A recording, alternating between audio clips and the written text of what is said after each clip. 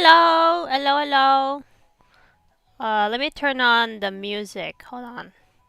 I'm not sure why it's turned off. Please turn on the music. Nope. Alright, let me try desktop audio. Okay, is this loud? Oh, the music stopped. Let me know if the music's loud.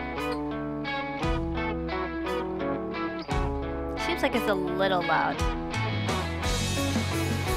Compared, let me see. I'm gonna lower it a little bit. Yes, this is a PNGTuber. This is a PNGTuber. I use it when I'm not too... I'm like kind of lazy and I don't want to put a camera to my face or set up my iPhone. So then I just put up a PNGTuber and it just activates based on my voice. Yay! Yippee! We're making Shiba. I started last time. I got the butt down. I got the front paws and the coin. The end product's supposed to look like this. And I've made it maybe about a quarter way. So, I have the next set of instructions here. Is the music sound okay? I'm afraid it's like too loud or anything. I also have a matcha latte here.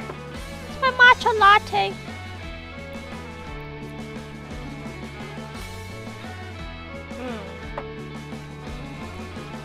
Alright. I'm just gonna bring out my box. Actually, let me take out all my pieces. Just throw them on the bed behind me. A little loud? Alright. I can lower it. That's probably okay. That's probably okay. Alright. Just tossed out all the pieces onto my bed. Because I have a very tiny room. Yeah, I'm still working on the bottom half. I have a very tiny room, so right behind me is my bed. Alright.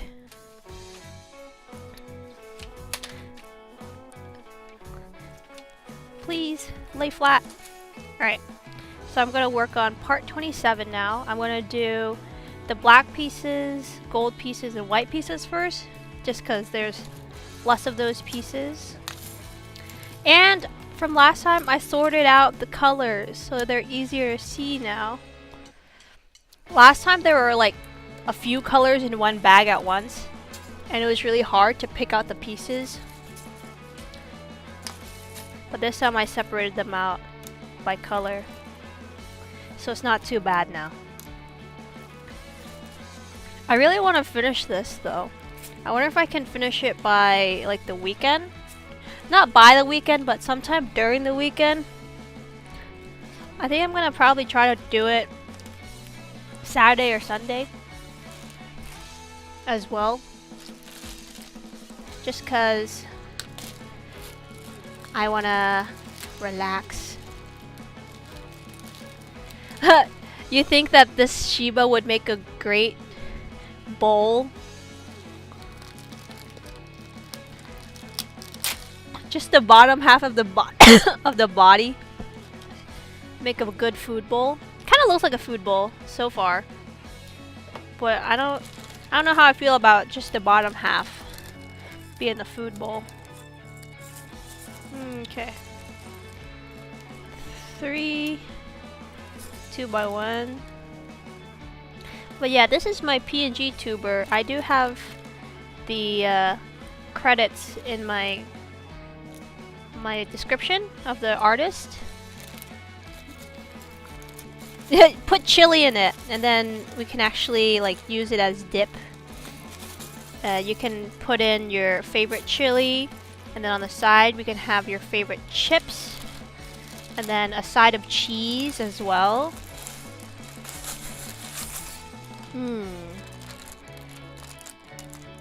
You know how chili?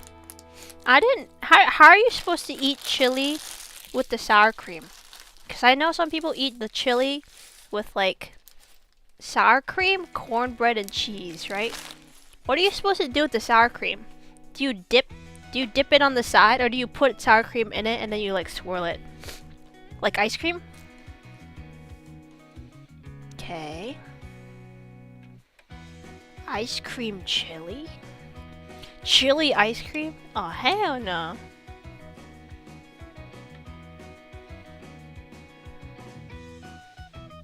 I just put a lot of cheese and sour cream and stir it and eat it with chips. I mix it in.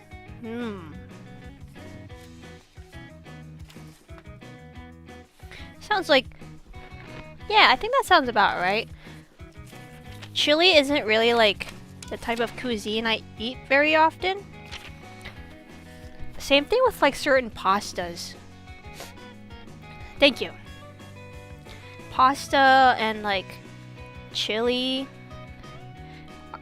isn't really a cuisine I eat often. So sometimes I don't want to seem like a noob if I do show up to a restaurant and they give me a chili bowl, and then I have like no idea what to do. We can't be having me looking like a noob at the restaurant. I need to seem at least knowledgeable on the arts of chili. Yeah! Mexican food's so good. Spaghetti, I have it all the time. Oh yeah, because it's easy to make. Spaghetti is easy to make, and there's another pasta that's easy to make. What is it called? Alfredo? Alfredo's pretty easy to make too, because they always have the pasta sauce, Alfredo sauce ready to make. Like, you can just buy it ready to pour in. So that one's a pretty easy to make too. What's the other one? Pesto? Pesto is kind of easy too.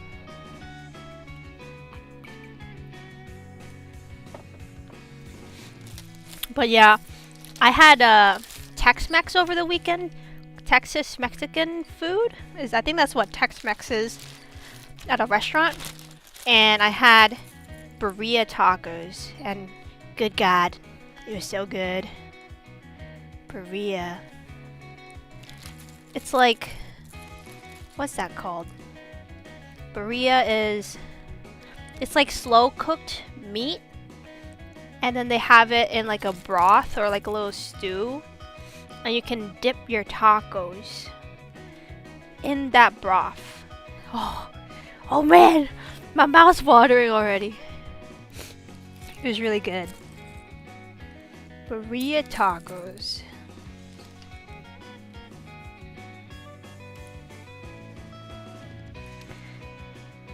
Okay, 5x1. And they had a lot of beans and rice on the side. I don't eat a lot of beans in my often in the cuisine that I usually eat either. Beans isn't that often, and cheese as well. Cheese makes everybody take a pee-pee poo-poo. Everybody gets a stomach ache when they eat cheese in my household. So generally, it's avoided. How do I... That's right.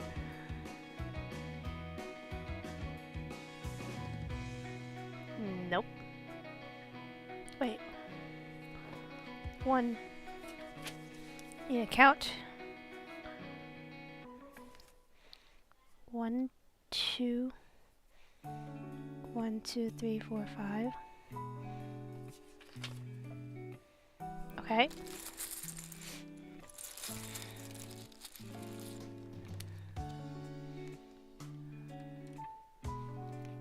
Cheese is part of my daily life.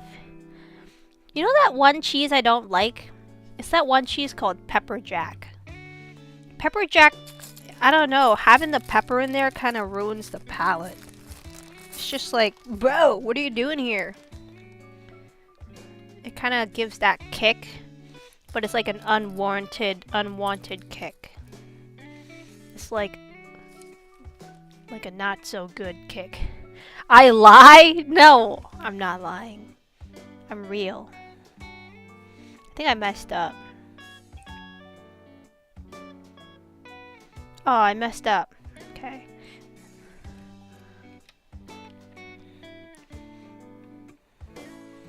Pepper Jack's the goat? Maybe I just haven't had it. Well, what do you usually eat your pepper jack with, though? Cause like, the only time I had pepper jack, I was eating it with cheese and crackers. Like crackers and salami. Maybe that wasn't like a good starter palette, good starter plate for my pepper jack adventures. Maybe I should have had it with something else. Yo, is there pepper jack mac and cheese? Pepper jack mac? Sounds kind of whack. Huh? Sandwiches, and sometimes I put it in mac and cheese or chili. So it is a mac and cheese extra. What? I understand in like sandwiches. That makes sense. For me it is. That sounds awesome though. I'm sure if I'll have it, I'll like it. Sometimes it's just a matter of how people cook it, you know? Sometimes if you have it by itself, it doesn't taste good. But when you have it with other ingredients or inside of a dish, things end up tasting good. That's how I feel about tomato paste and like tomato flavored stuff. Like I hate ketchup and I don't like raw tomatoes, but when they put it in like a pasta sauce or something like that, it turns out good. You're obsessed with spicy? Me too. I like the Buldak spicy noodles. Those are my guilty pleasure. They're so bad for you. Like one pack is like 60% of the sodium intake, and like one pack's already like 550 calories. What about ketchup? I hate ketchup. I hate ketchup. I don't like the smell of it. It's got a funky smell. It's got a funky smell. I just gotta tell you. I need to get the white piece.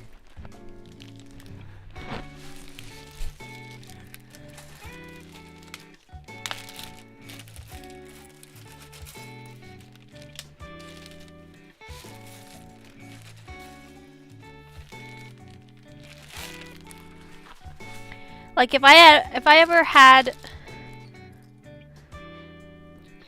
ketchup's alright, I don't feel very strongly about it. Yeah, like if I had to choose what sauce to dip my fries in, I wouldn't choose any sauce. I would just eat my fry by itself. But you like tomato stuff? Is it a crime if I just dip my french fries in mayo? Like, because I do that sometimes.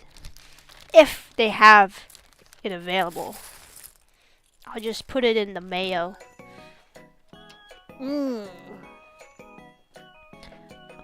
Oh, but honey mustard's pretty good. I do honey mustard. Chick-fil-A sauce. Is honey mustard Chick-fil-A sauce? I'd say so. I would say so. Maybe I have an underdeveloped palate. You monster, what am I going to dip and bathe poorly made fries with? Ketchup makes things tolerable. Really?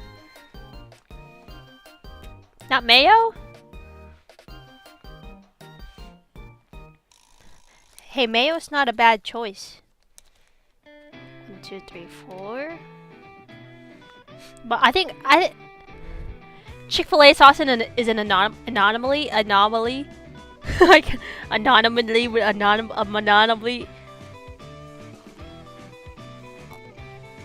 Chick-fil-A sauce. People were taking the Chick-fil-A sauce so much. The first step they did, they had to make it behind the counter, right? So you could only get Chick-fil-A sauce if you asked for it. Then, afterwards, it was still being asked for a lot. So they decided to make a bottle of Chick-fil-A sauce to be sold at the grocery stores. The American fast food crave makes new products.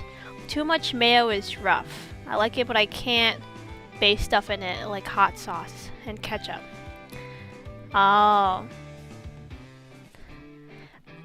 I see. Oh, I messed up. Oh, I messed up again. Crap. I don't really like to bathe or drench my food in sauces though. Especially if it's like fries. I like to still have the crispy texture. Sometimes when you like drench your fries, they get soggy. I like to still have that crispy texture.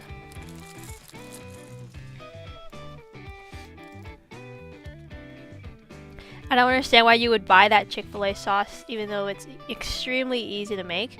I have no idea. I have no idea what the ingredients are actually. Yeah, it is convenient to buy.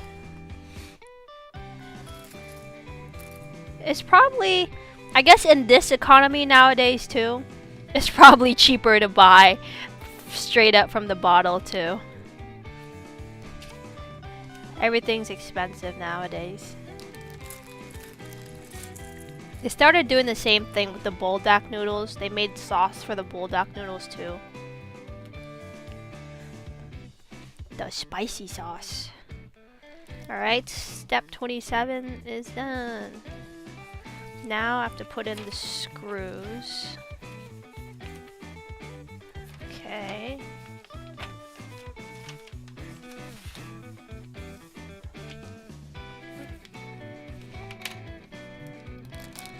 Okay. Time to get the black screws.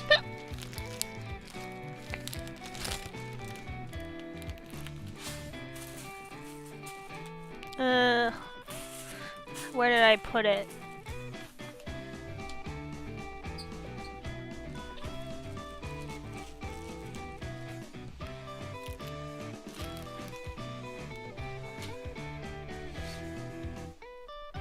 But me neither, but as a cheapskate, sometimes I make food, which is bad, so I need to drench it over to power the bad.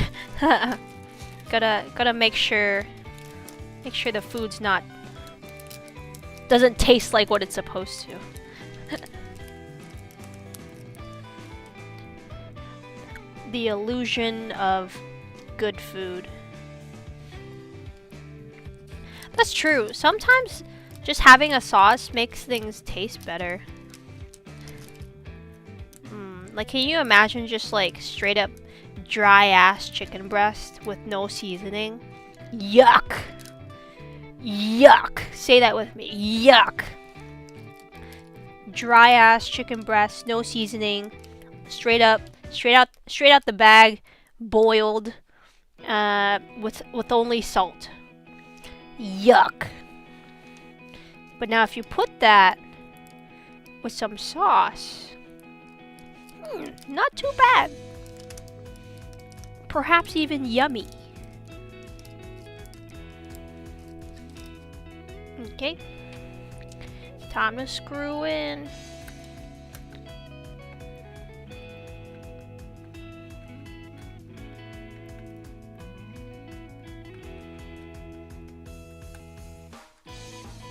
I would never choose chicken breast over chicken thigh.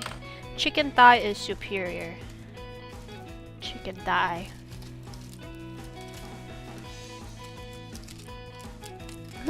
Sometimes I see you have to be a psycho to boil chicken breast with no seasoning to begin with. Dude, you have no idea. Sometimes I see like online, there's a lot of people that do like food prep stuff for gyms and stuff. And sometimes I see, once in a while, once in a blue moon, you see some doing their meal prep with no seasoning and it's just chicken breast, broccoli, and rice. And there's no seasoning in any of them. And then the comments are like, man, if this is what it takes to be a gym bro, I'll never be a gym bro. Yeah, that's because you gotta... Seasoning takes no calories, okay? Seasoning takes no calories. A little paprika, no calories. Just drench it, bro. Just pour it all over. It'll make your food 10 times more tolerable, I swear. Some gym bros just don't know how to cook. That's also true. That's also true. They just have no idea.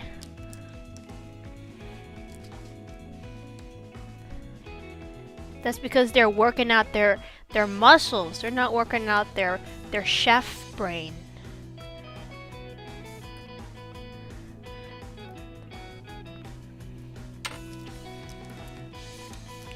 Okay, now I'm gonna get the white screws.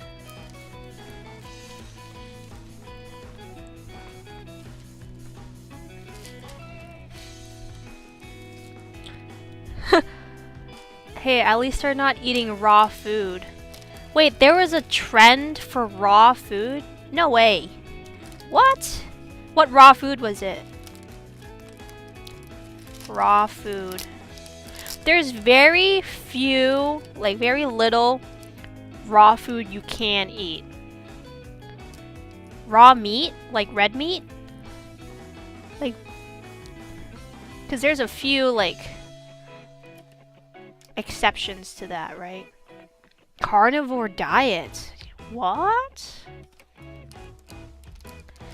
Because there's a few exceptions to raw meat, like sushi, sashimi, but that fish that you're eating has to be sushi grade. Like, it has to be like very well prepped. And if it's raw meat, like red meat, like beef tartare, that also has to be extremely high quality. Like, you can't just like straight up buy beef from the grocery store and then eat it like that. That's a little bit unsanitary. Just a little bit. Just cause like, you have no idea what happens in the packaging process and all that stuff when it gets to the grocery store.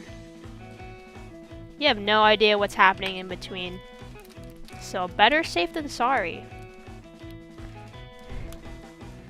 That's the difference between you and me. What? I need sushi grade. I joke. Sushi grade, like, fish in general is kind of hard to find. And it's always expensive. Like, my mom, she's even crazier. She doesn't like raw meat, even if it's like, you know, in beef you can have rare, medium rare. Like, she needs her steak well done. And to me, well done steak, if it's like a good quality steak, even if it's well done, it's a little bit softer, right? But most meats, most red meats, if it's well done, it's like chewy and like unedible. I don't know. For me, I can't do well done steaks. At least have it a little like medium or medium rare.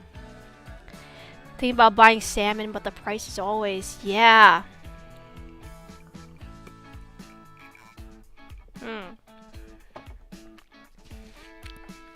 Everything's so expensive. Huh. You don't get it, Shiba. It's more natural that way. It's how we used to eat. Is legit their argument. Yeah, except back then, their cows weren't fed like chemicals. back in the caveman Unga Bunga days, their cows were still free range. They had nothing to contaminate them. Nowadays, like in America, like eggs, if you eat raw eggs, you're in trouble, like in America. But if you go to any other country, like their eggs look different and taste different and you can eat them raw. Like Japanese eggs, the yolk is like orange, like straight up super orange. And you can eat them raw. You don't need to, you know, worry about the salmonellas. The salmonellas. If you go eat an egg from Japan. But if you eat an egg from America, you will be catching the salmonellas if you eat it raw.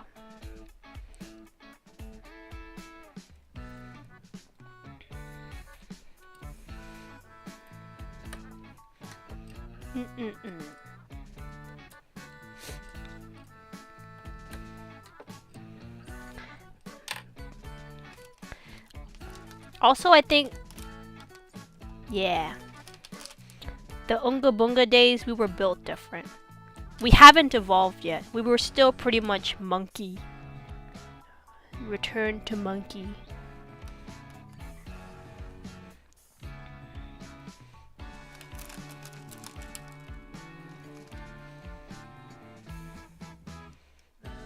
Okay.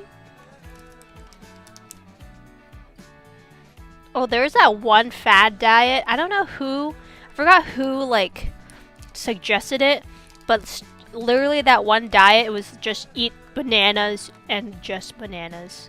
Just eat banana every day. Breakfast, dinner, lunch, banana. A banana a day. Not one banana, but like 10, 30 bananas. I also think our bodies are different from then, but yeah. Mutation don't help. Yeah, I think our bodies are a lot different. I recently went to a museum and they kind of had like the skulls of the before we evolved into what we are now. And the skulls are like the cranium's smaller, but our jaw is like ginormous. Like probably our head's the size of like a grown man's fist. And then our jaw is like twice the size.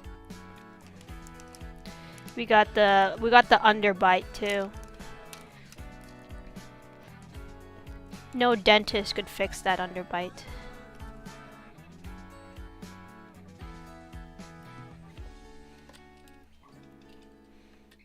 Doing.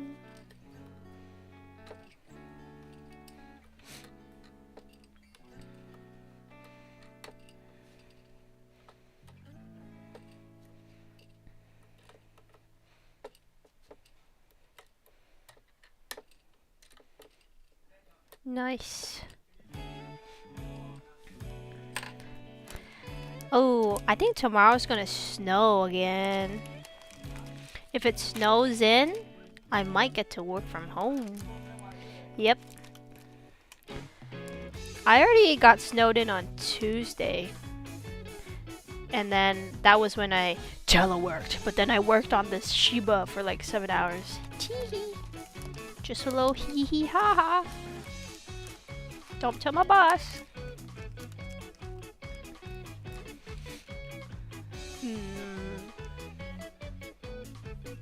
Man, putting in the screws really take forever. Yeah.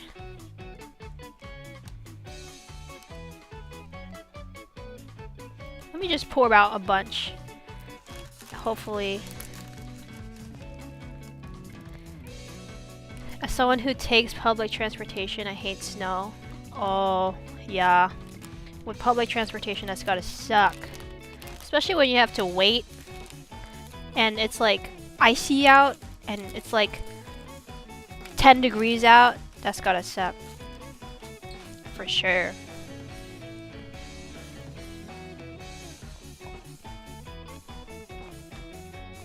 Like it's really bad for people that still have to go to work even when it's snowing.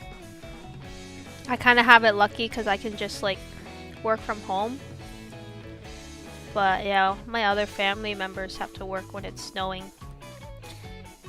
They gotta put on like 10 layers. Maybe not that many, but like thermal wear, gloves, like a sweater, another layer, and then like a windbreaker jacket. And then they gotta put on like a beanie to cover their ears. beanie or head muffs. What is it called? Ear muffs.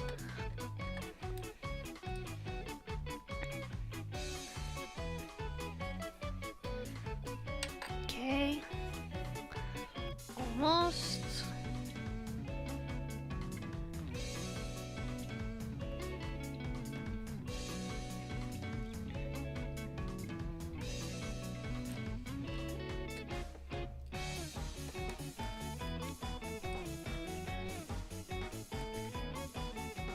I always forget to put on a hat when I go out, and then I suffer the consequences with like frozen ears.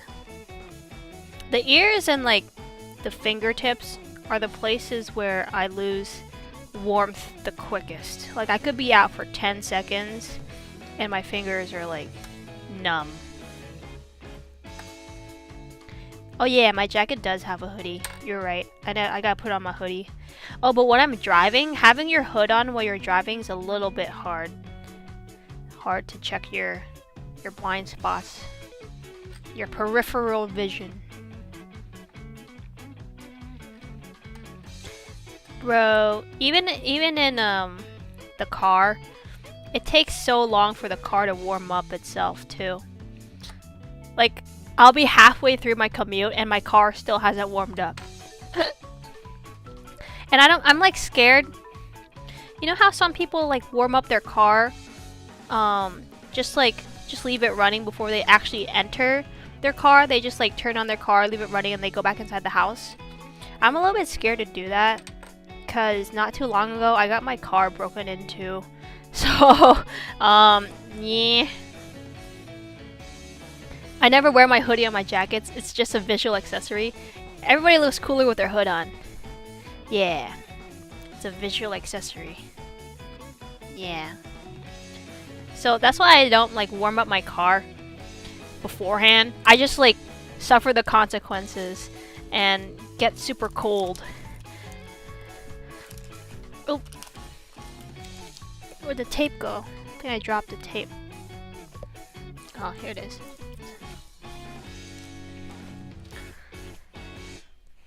I'm afraid when I leave my car on for like warming up, someone's just gonna enter my car and then bye bye. They take the car and just bye bye. They have the keys and everything. It's in the car. Bye bye. It's all gone.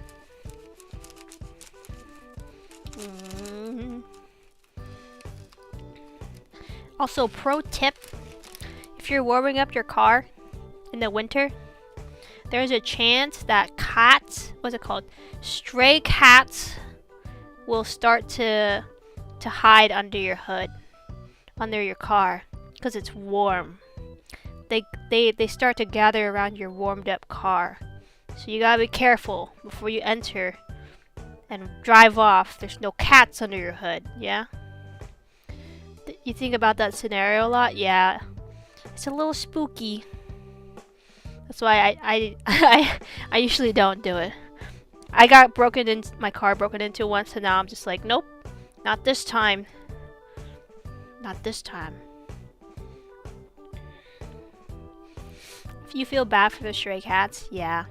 I have a neighbor somewhere down the street. She's like a very old lady. I don't think she has family.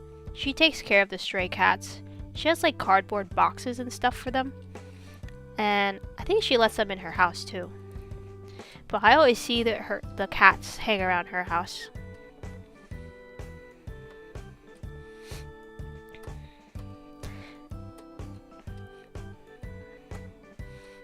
I wonder if they're spayed / neutered though.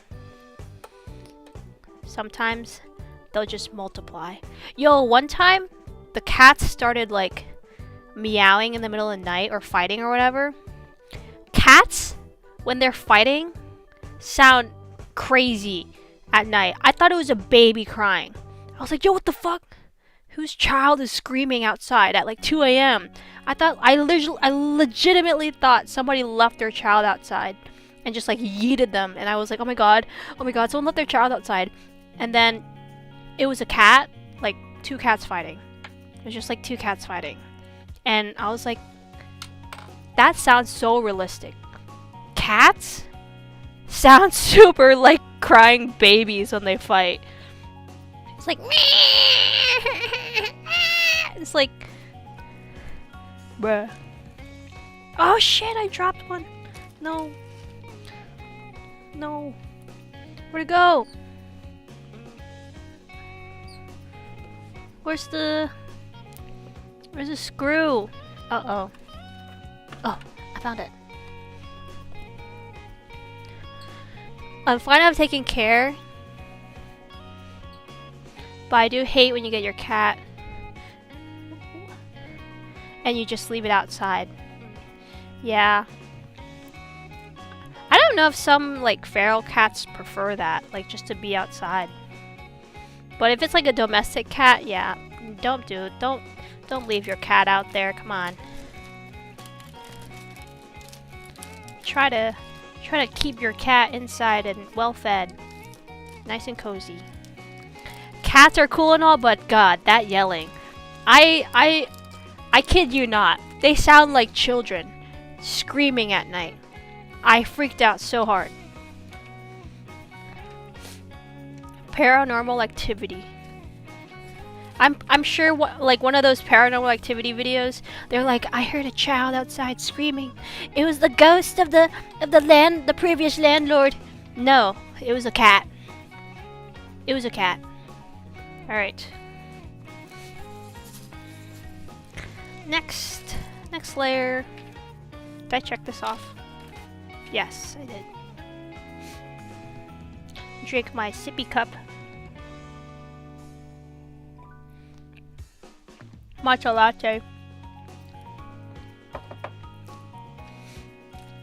Okay. Picking out the pieces.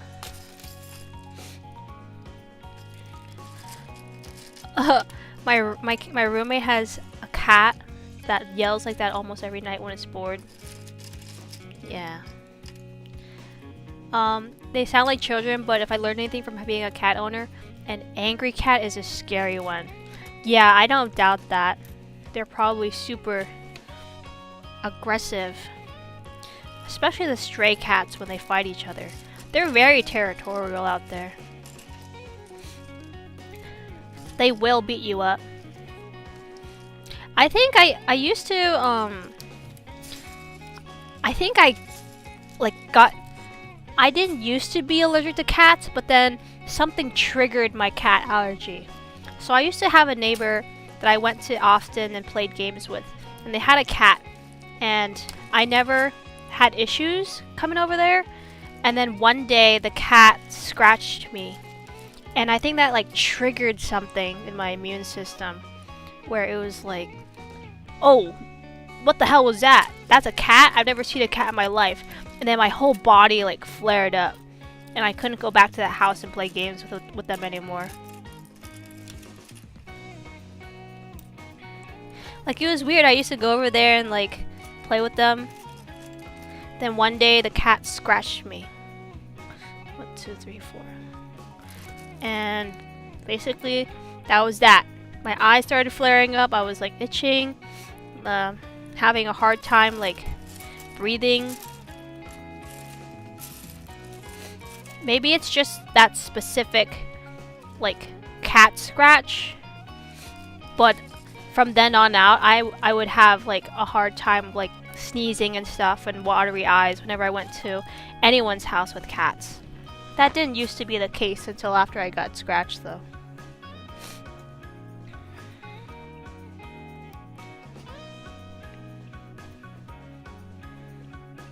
I think I've heard of stuff happening like that before. Yeah, I mean, I even have friends that are like, they develop allergies out of nowhere, where they used to be able to eat shrimp or whatever, and then one day suddenly they had a rash from eating shrimp. That's weird. But I think food allergies are a little different because it also depends on like if people put preservatives or any other chemicals in the food. It's a little bit different than just like a cat. Yeah, that cat cursed you. Yeah. I don't know how or why scratched me, I was pretty young. I was probably like 6 years old or so, 6 or 7. I might have like accidentally stepped on it or something, and he like whacked me, and then that was that. He hated me, and then cursed me for the rest of time.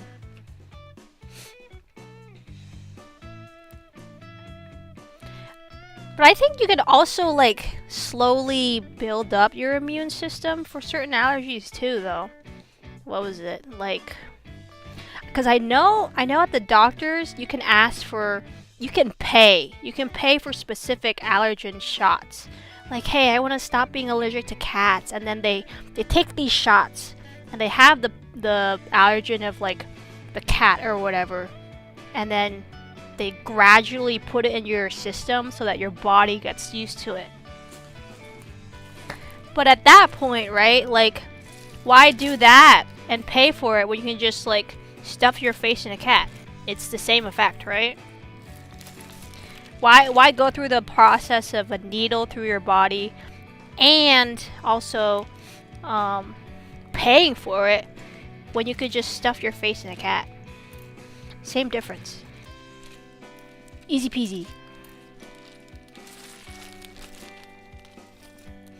Maybe not the same effect. It's not. Come on. It's gotta be.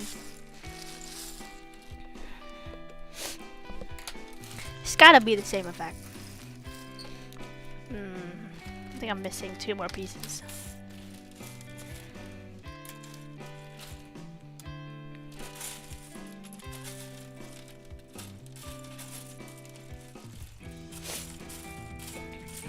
I think that's kind of what I did for dogs too, but I think it also depends on what dog you have. Certain dogs, their dandruff is a little bit different because they kind of hold on to like pollen and stuff more. You can go test it out and see how it goes. No, I can't. I'm gonna die. But I used to, it's weird. I don't get allergies from my dog, but sometimes I'll go to like my friend's house and I'll get allergies from their dog. But it could also definitely be like a breed thing. Some breeds have different dandruff. Shiba House Remedy, when their homies talk about their cat energy. I just gotta stuff my face in the cat. Easy peasy. Also, like, my dog is the type that sheds very often, so if I ever need to like get rid of any dust or pollen from her fur, I can just brush it, right? But for example, if my friend's dog is like the type that doesn't shed, like a Shih Tzu, you need to like get their haircuts, right? Because they need haircuts and their hair doesn't naturally shed, they keep in all that dandruff and all that dirt when they come in from inside the house, like after they go for a walk. Some dogs just have that evil gene. Maybe. Okay, I need the brown parts.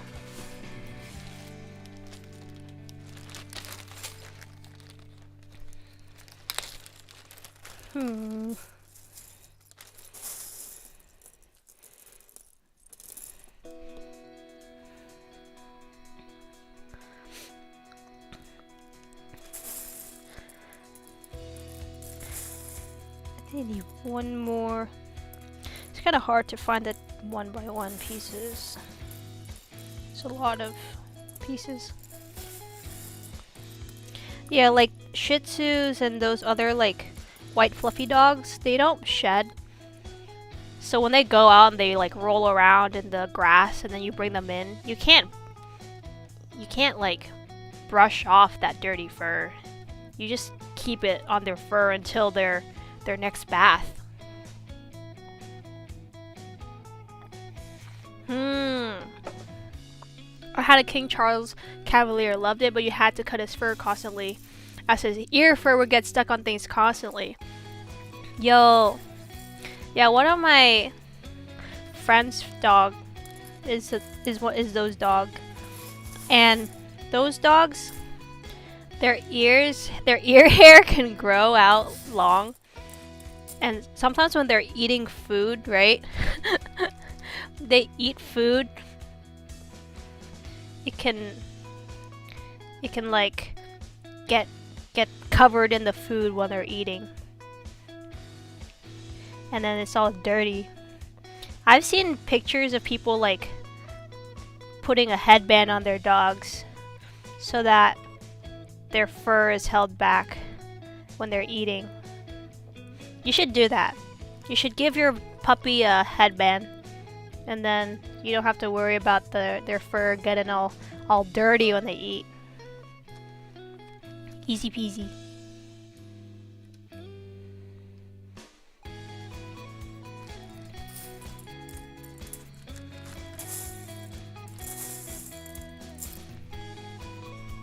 Easy peasy.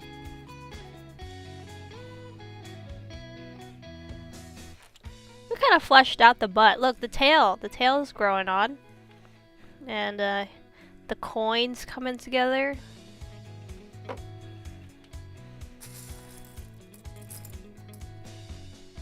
Ooh. I used to have a schnauzer, or schnauzer, however you say it. And those little doggies look like old men. Like grumpy old men. And the hair near their eyes grow out. And sometimes you can't even see their eyes because they're just like covered in hair. And then there's also like their little mustaches too. You gotta make sure you keep those nice and trimmed and tidy, or else like the mustache hair will also get dirty when they eat. I had one first pet, but yeah, passed away. Oh, I'm sorry to hear that. If I have another dog, I'll have to give it a try. Yeah. I love dogs. When I buy a house, I want a house with a big backyard. Then I can have my dogs be free range. Free range doggo. Speaking of free range doggo, I want to play Pal World, where all the free range pals will eventually get caught by the main game character.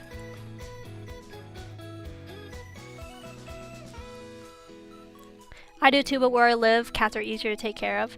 Yeah, cats are easier. Also, like, dogs require, like, time. Like, a time commitment.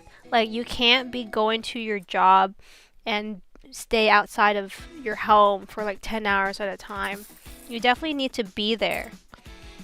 Maybe, like, a working from home job is pretty good to have a pet dog. But if you're like a new pet owner and you're busy like 10 hours of the day, like, don't do that to your dog.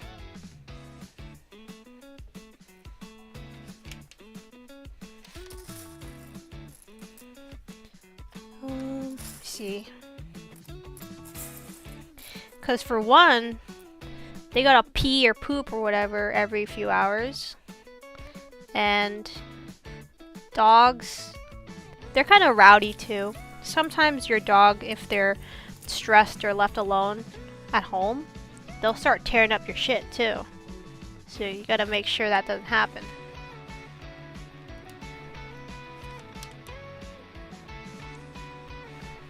Good thing I don't really want a pet because all I do is be gone at work. Yeah, I want a pet. Well, I have a pet, but like, one day, if I have my own house, I definitely want a pet, but I am worried that I won't have that time commitment for them. If they reduce the workday to like 5 or 6 hours a day, you only work 5 to 6 hours. I think that's doable to have a pet. But if I'm out 9 hours working plus commuting time, like, nope. Your dog's gonna be sad and lonely at home.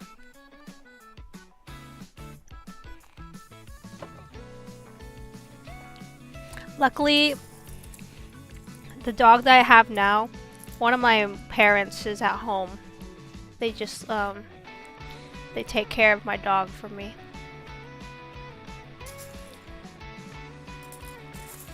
I've seen people with like the doggy doors too.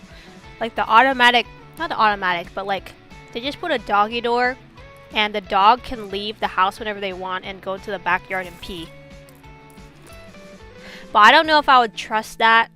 Let's say if I was like, nobody was home and it was just the dog, right? What's to say a robber isn't gonna come through the doggy door and into your house, huh? What's to say? I do this right. I think different breeds are better being left with being alone. Yeah, if you do, it's important to get... But yeah, if you do, it's important to get another dog. The dog, perhaps? Yeah.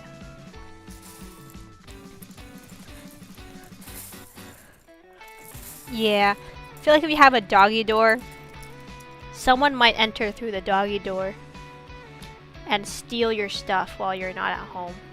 Let's say your dog's not a scary dog too. Your dog's just like a little poodle or whatever. Yeah, that dog's that's not a bodyguard dog for sure. Your house is gonna be in shambles when you come back. I think my current dog's like that too. My dog's a little bit bigger, but definitely friendly. So if anyone comes in, like, there's a chance they're just like gonna be greeted with and like greeted by a happy dog, and then they can steal whatever they want inside the house. But my dog is like has a loud bark, so when she sees somebody like at the window, she'll still bark. So that's a little bit of precaution. But once you come inside the house, she's like all friendly. I feel like it's pretty easy to break into houses anyway. That's true. It's true.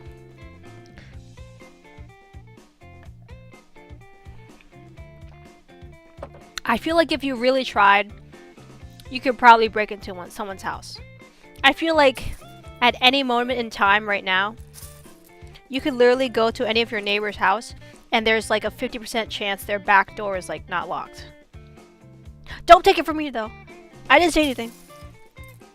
Officer, that was just a joke. I didn't say anything. It's just a joke. It's just a hee hee ha ha. Cats are easier, but even then it's hard for them to be left alone. I'm lucky where I don't need 2 cats. Oh.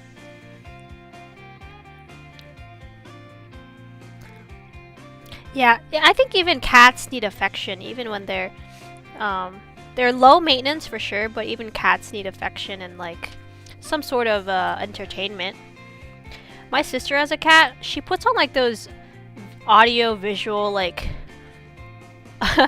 the sensory videos for cats, where it's just like birds chirping and it's like birds flying around in trees, and then the cats just watch that.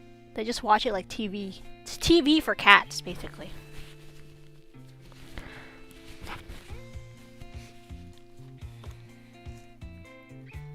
Nice. Part 29 done.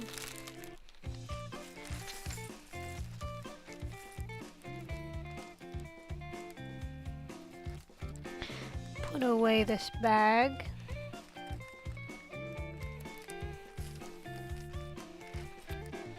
Uh-oh, the bag's not zipping. This is one of them like off-brand Ziploc bags from the dollar store. They never work. They never work. The off-brand Ziploc bags. Ziploc, more like zip unlock. Am I right, fellas? Alright.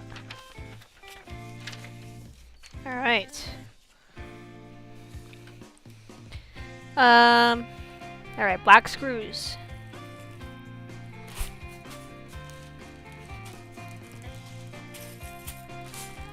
Where'd they go? Oh, here. Good job on the joke. Thank you. Pretty hee hee ha ha. Even low maintenance depends since I love them. Oh yeah. They come with their own issues. Cats are cats that are savage types. They'll try to get what they want and knock and break your shit. Oh, yeah. I always see like the stubborn cats. I've seen the stubborn cats where they have their paw on like, let's say a cup or something on the edge of the shelf. And they give you the eye contact before they knock it over. Yeah, cats have their own personality too.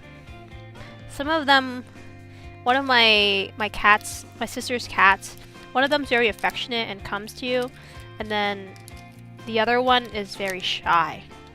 She'll like hide under the beds before she'll come and warm up to you. It might take a few days for them to warm up to you.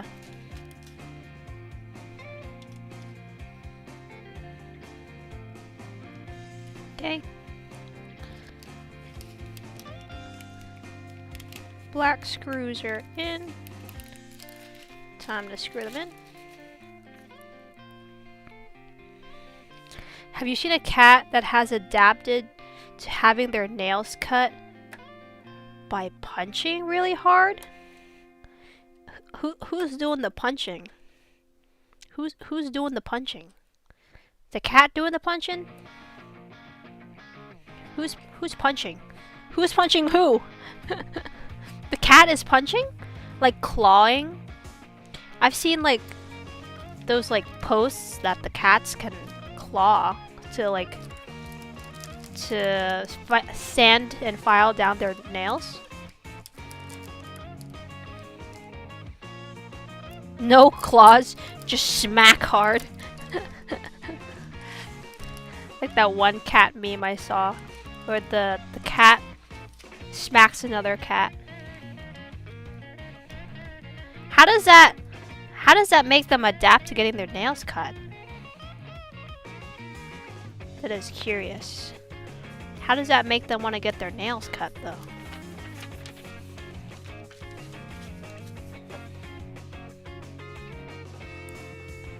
Oh, they have no claws? Oh. Oh, my alarm. Wake up! Okay.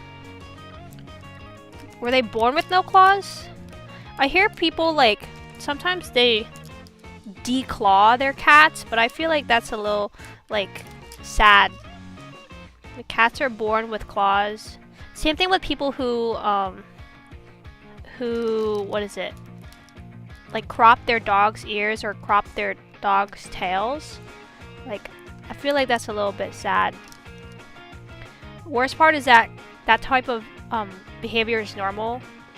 That and they love fixing their claws into your furniture. Yeah. They just get itchy. They get a little itchy when their claws are too long. Sometimes dogs do that too, where when their nails are a little too long, they start biting their nails. They'll start biting their paws.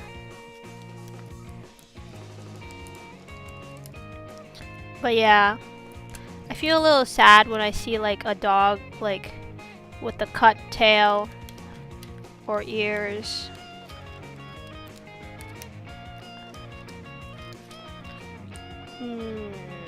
Wait, 1, 2, 3, okay. Declawing is wrong for multiple reasons, and the biggest one is in order to do it. Oh no! Yeah, that sounds quite inhumane, to cut off a piece of their toe. Oh yeah. It's like it's like kind of like selfish for the owners to do that, because they just want it for their own convenience. That, oh, I don't want to have to get their nails cut, you know, I don't want to have to deal with their furniture, like messing up my furniture and stuff. At that point, like, why even get a cat, right? Why even get a pet if you're gonna worry about little things like that?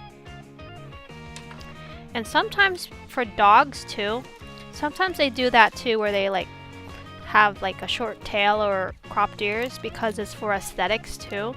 That's also kind of like, why? Why do that? Ow!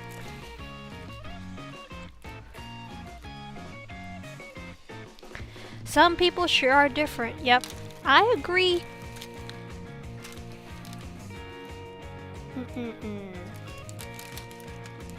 They built different. And they should never be around animals. Alright, how many do I need? 1, 2, 3, 4, 5, 6, 7. 1, 2.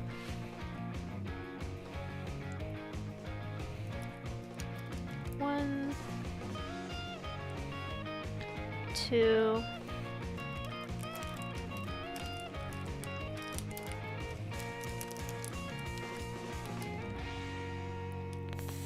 3.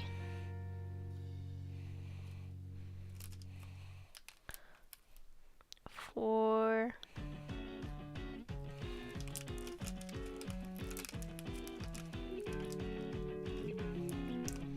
5. Have you ever seen those videos of like exotic pets? When I was like in middle school, I saw a bunch of videos of like on YouTube back in the day, people having phoenix foxes as pets.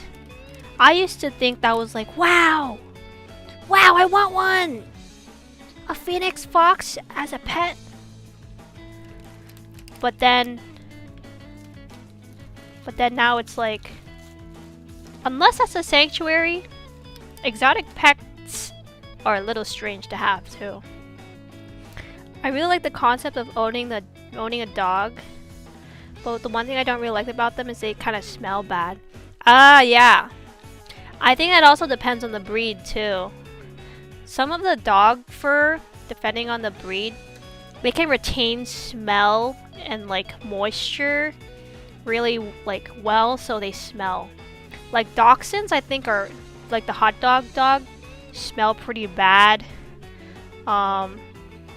Also any other dog that has like not fur but hair that you need to cut and trim often, those smell more too, just because they retain the smell when they come in when they come in from outside. Like my dog sheds very often, and she barely has any odor because I can brush off like all the dirt and all the grime and everything.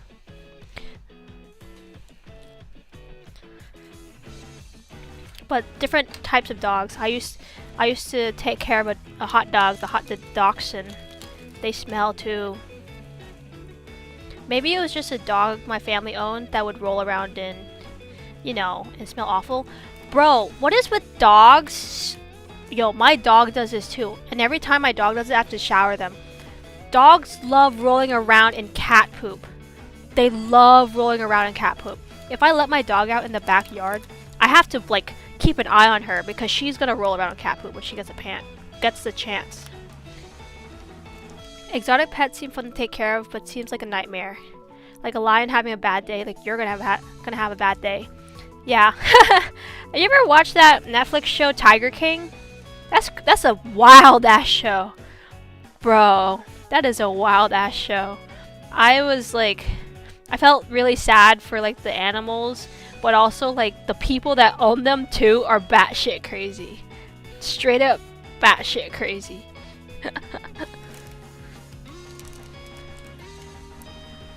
Little cuckoo. Yeah.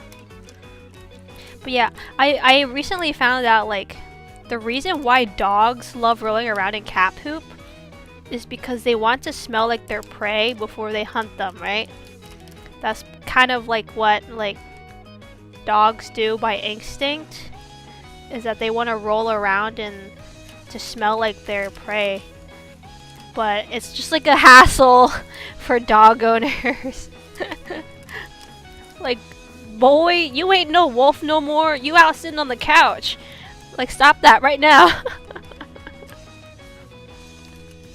And get out the screws. Okay.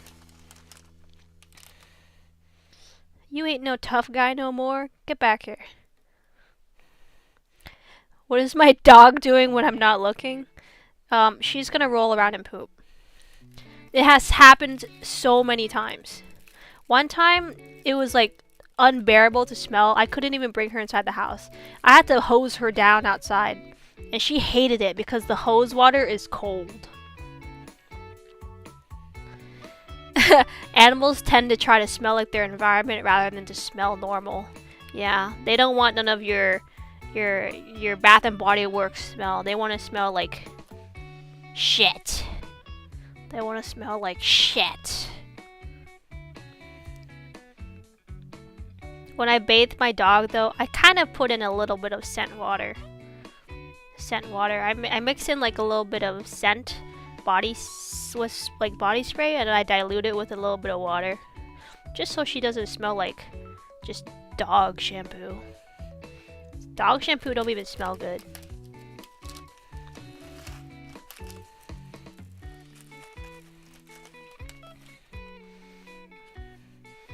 I used to own hamsters, and I think my dad got these hamsters from like a family friend or something.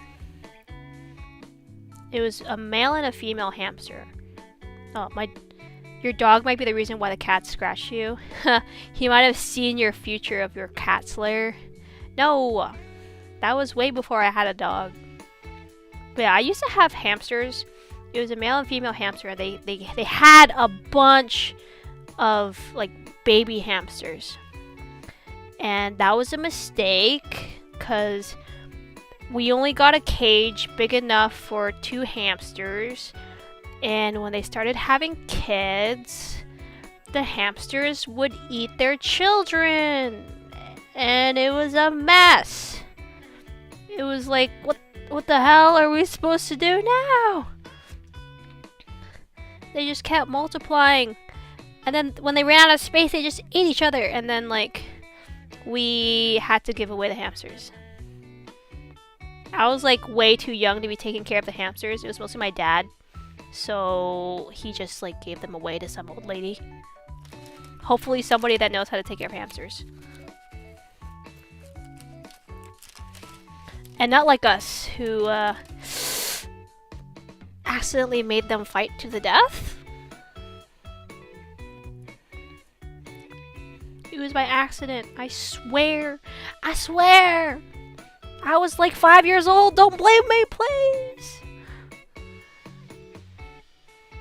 Hamsters are terrible creatures.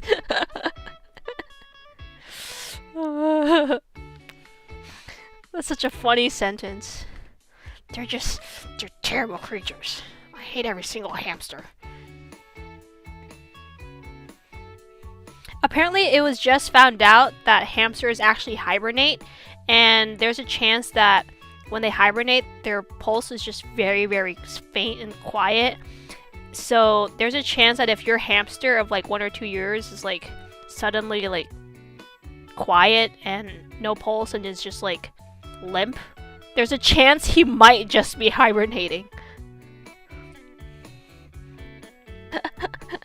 As soon as you said hamster, I knew exactly what was coming. The hibernation part? Or the eating babies part? Yo. Is it true? Hamsters? Eating babies? You knew about that? That's crazy. Is that like common knowledge? Damn. I had no idea. Yeah, hamsters seem easy, but they're so fragile. Yeah. Oh no! Hello, Lachlan. Do you also know about the hamster? The hamster lore? If you put too many hamsters in one cage, they eat each other. So no, you dropped the hamster. It's so sad. They are very fragile. Hello, I did not know about the hamster lore. Yeah, I had 2 hamsters that gave birth, and then like there were too many hamsters in the cage, and they started eating the babies. Yeah, it sounds horrifying. Yeah, I didn't know. Neither did my dad. I was very young. Everyone I know that had hamsters as a kid had something like that happen. That's insane. That's crazy. So every person you knew said, yeah, my hamsters started eating each other. But now you have to be aware if you have a hamster, there's a chance they could be hibernating and they're not dead. But how would you know? How would you know if they're hibernating versus they're dead if their pulse is very, very faint? Should you like warm up your hamster? Should you like microwave? No, don't microwave your hamster. How do you get him out of hibernation? Don't you just like make him like warm? Like what's up? Usually they like start getting like cold and limp and faint pulse in the winter. So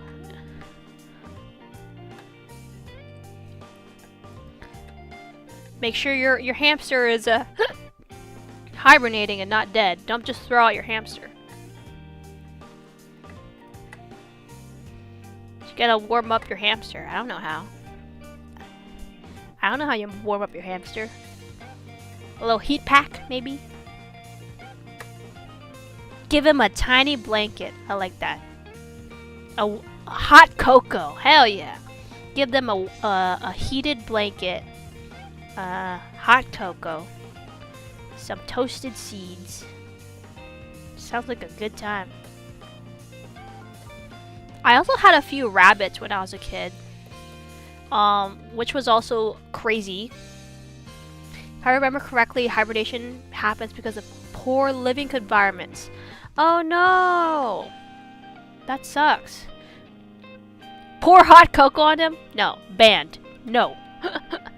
So basically, if you took a shitty care of your hamster, they start being like, alright, I'll just suicide myself, and then they sleep. And then you're looking at them and you're like, huh? They sleep, but there's no pulse. And then you also yeet them out your house because you think they're dead. So it's all your fault. Number 1, poor living conditions. 2, you threw them out. It's all your fault.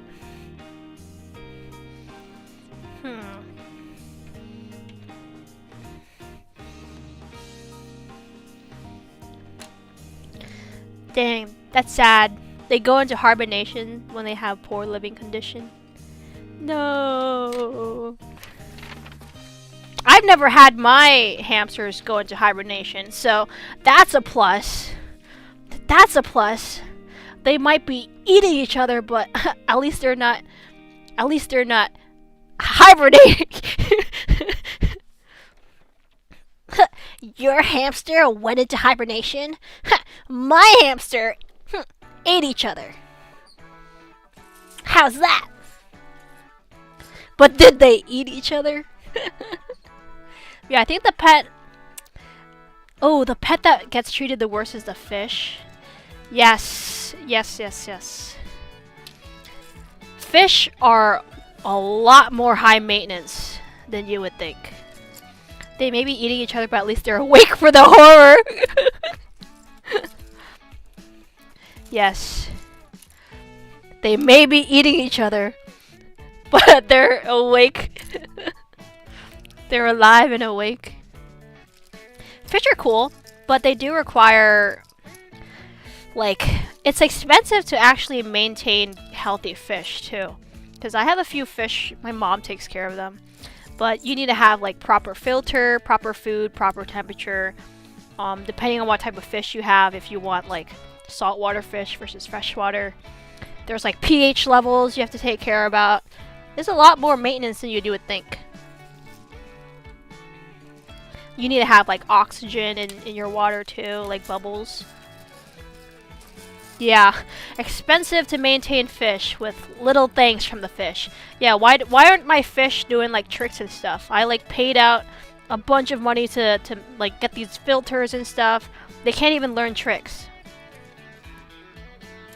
I don't understand why school gave out fishes in plastic bags as prizes. Yeah, that does sound a little bit sad. Especially for little kids who don't know what to do with these fishes. Neither do their parents.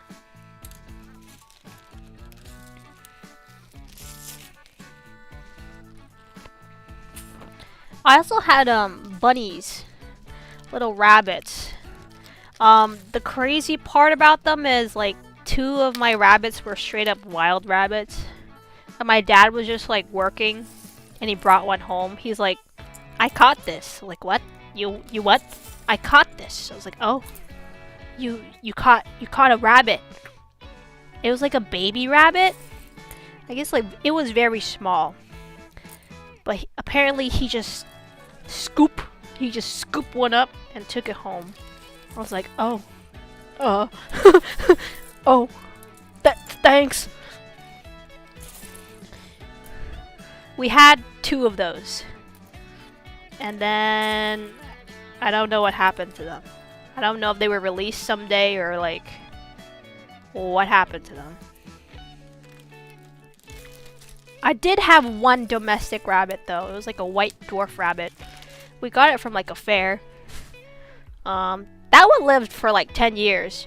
And then one day my dad forgot to close the gate when he was cleaning out their cage, and the rabbit went out, and then the rabbit got eaten by my neighbor's dog.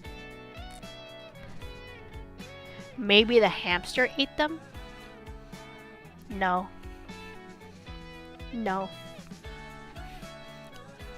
No.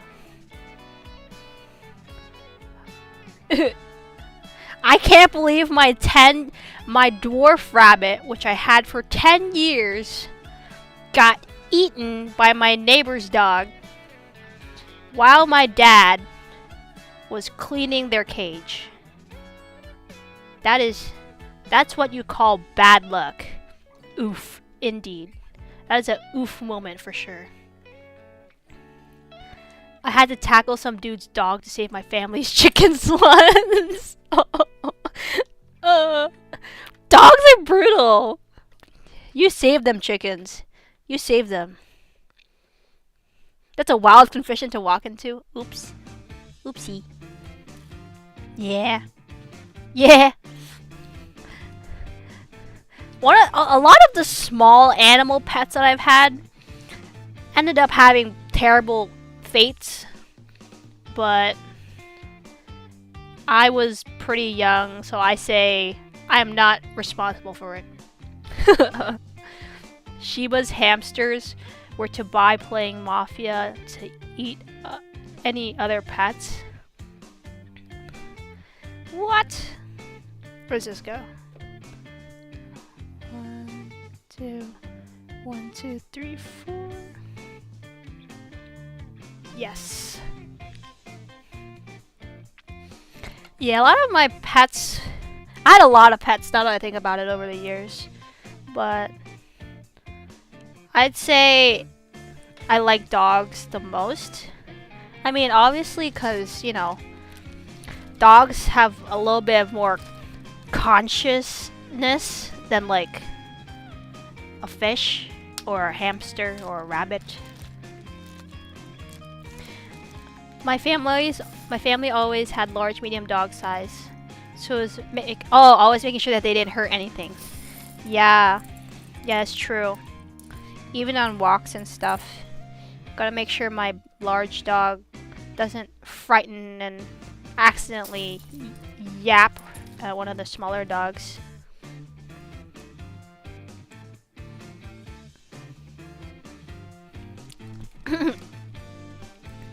Like, I had the rabbits and they were fun, but they kind of just ran around. They weren't, like, I don't know. They just ran around and ate and shat. They didn't, like, reciprocate. They didn't say thank you. They didn't say thank you.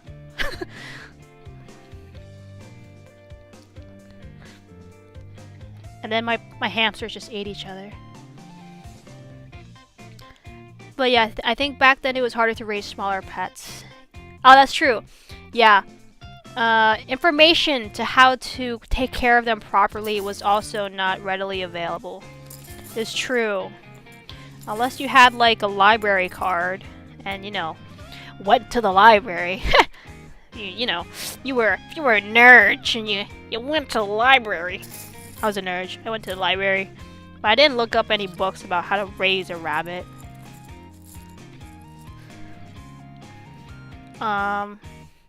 Also, my rabbits are a special case because my dad just caught them in the wild, so the library is great. I agree. I like going to the library when I was a kid. I think I messed up. Wait. 1, 2, 3, 4. 1, 2, 3, 4. Oh, I need 5. 1, 2, 3, 4, 5. Yep. Oop.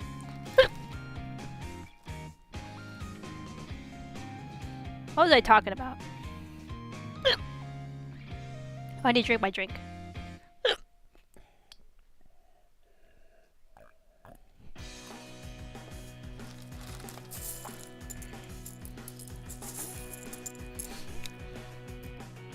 Oh yeah. I don't think the library books would have helped me much anyway. Just because my rabbits were kind of wild, free-range rabbits my dad just picked up from the grass in the yards.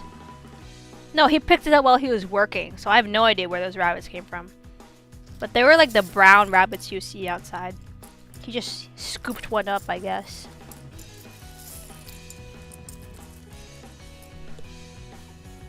My dad crazy for that. True. I agree. That do be kind of crazy. Like a jackrabbit? Yeah, like the tail is a little white. Like under the tail is a little white. But everything else is brown, and he had a little bit of like pointy sharp ears. Like they were still babies when my dad caught them. They never like caused trouble. they were basically like converted into a domestic animal, but they didn't quite. They were very energetic, so not quite domestic. They never like bit me or anything though. They were just kind of like very energetic. Yeah, WTF is correct. Why the hell did my dad pick up a random rabbit from the road in the middle of the the wildlands? I guess if they were babies, it's more practical. Yeah, they were definitely like babies. Where am I? Oh, I'm here.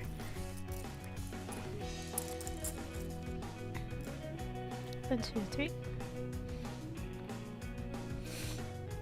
But yeah, I used to have a lot of fish. My mom took care of the fishes a lot. We had like the Oscar fish, where they're like big fish. They're kind of ugly. We used to have a lot of koi fish. Wait, I need to tell you the story. I was like maybe 5 or so. So my dad used to catch these fish. I guess from fishing or whatever. I don't know why he kept these fish if he went fishing. But we had a tank of those fish. And I was being taken care of by like my uncle or whatever. And I was like, "Uncle, can I have a bowl of rice, please?" And he gave me a bowl of rice. He thought the bowl of rice was for me. Heh. Joke's on you, Uncle. The bowl of rice was for the fish. And I just dumped the whole bowl of rice in there, and then I overfed the fish by accident, and they all died. Heh.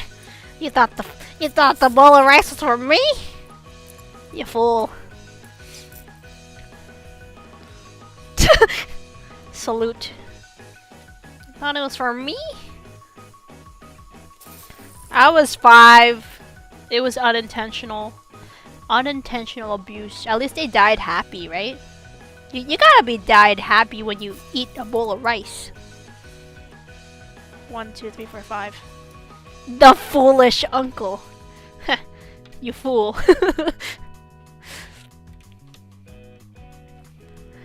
Yeah, and then I got in trouble when my parents got home. 1, 2, 3, 4, 5. You fool. You buffoon, in fact.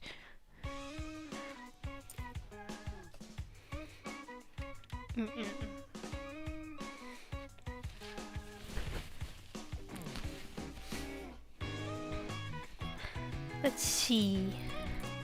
The type of fish that I thought was like really cool when I was a kid. You know the algae eater fish? They kind of look like sharks, like black sharks. Or like they just kind of like roll on the sides of the tank, and they just eat all the algae, right? But they can grow to like big sizes, like at least like 6 or 7 inch size, like fish.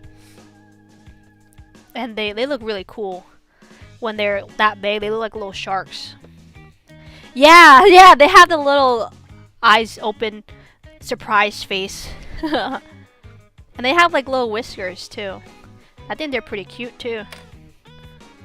The fishies. Alright.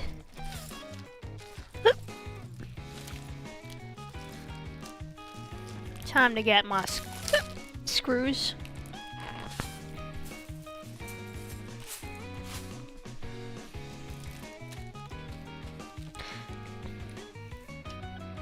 We had koi fish too. The interesting thing about koi fish is like they're not gonna grow in size if the tank that they're in isn't gonna get any bigger. So you could feed them all you want, but they're not gonna get any bigger unless your tank is bigger. I think that's the case with most fish though. They just kind of stay the same size unless their tank's bigger.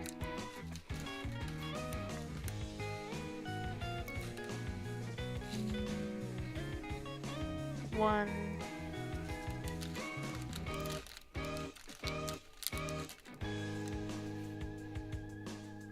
Two. 3.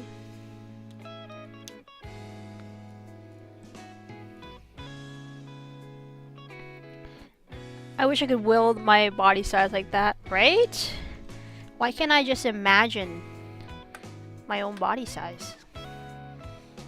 Like if my bed is too small, why can't I just shrink?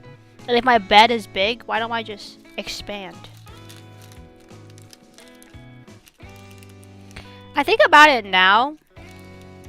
Taking care of those like smaller pets like hamsters and rabbits might even be like they're kind of difficult, just because like cleaning out the cage, when my dad did that, it seemed like a lot of work. You have to clean it, you have to hose it down, you have to like get new hay and put it in. Like that compared to like going for a walk and picking up my dog shit with a bag, I feel like I'd rather do that than clean out the cage.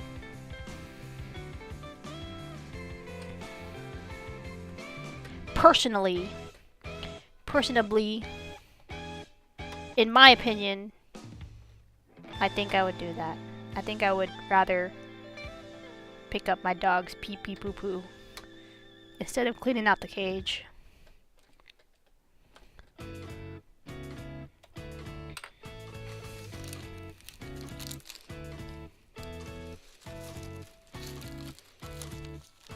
I also wondered, like, the people who have cats, they need to strategically put the litter box. They can't just have the litter box in their living room. They need to like strategically put it somewhere where it's like not dirty, or like in a place where the cat fumes can go without bothering the people living in it. The bigger animals seem to have less likely to die because of the small environmental differences. Yeah, that's true too. Yeah. It's hard to give smaller animals the right environment. Plus, like, I feel like even like rabbits, I feel like they deserve some sort of exercise. But it's hard to give them. It's like, I don't know. How are you supposed to give a rabbit exercise? And I feel like they deserve to be a little like free range and move around in like the house and stuff. But then you lose track of them because they're so small. Like if I let my hamsters out, they're too small to look if I look away for like 3 seconds. Put it on a leash and take it to the park. I've seen people do that, but with like the bigger rabbits. I've seen people take like their bigger rabbits to like outdoor activities. Run laps with my rabbit. I've seen like the, you know, the hamster wheels? They have hamster wheels for rabbits. And they're like kind of big. Yeah. Now that I think about it, I kind of feel sad. I didn't give my rabbit enough freedom. You know, you go to PetSmart, they even sell chinchillas. I always looked at them and I'm like, what the hell? Bro, that's a squirrel! Yo, that's a squirrel! They sometimes have ferrets too. Ferrets kind of smell. I don't know what it is. Is it their food? But ferrets kind of smell. Is it their smell? Where's my white screws? Oh, here. Chinchillas? I wonder if you can teach them tricks.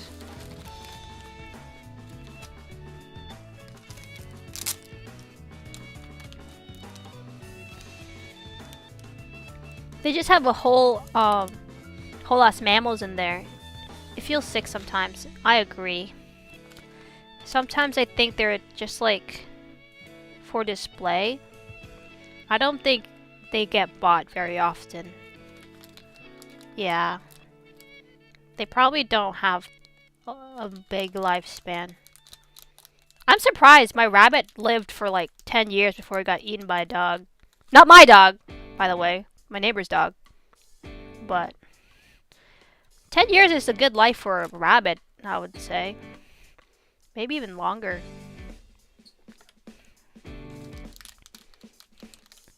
But unfortunately, I think rats and like hamsters have the least amount of lifetime expectancy.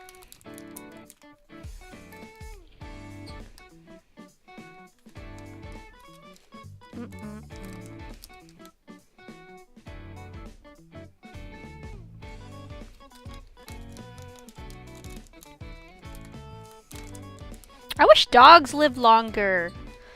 I think cats have the longest life expectancy. I've seen cats go up to like 15, 20 years. No problem sometimes too. Sometimes I think it has to do with the food too.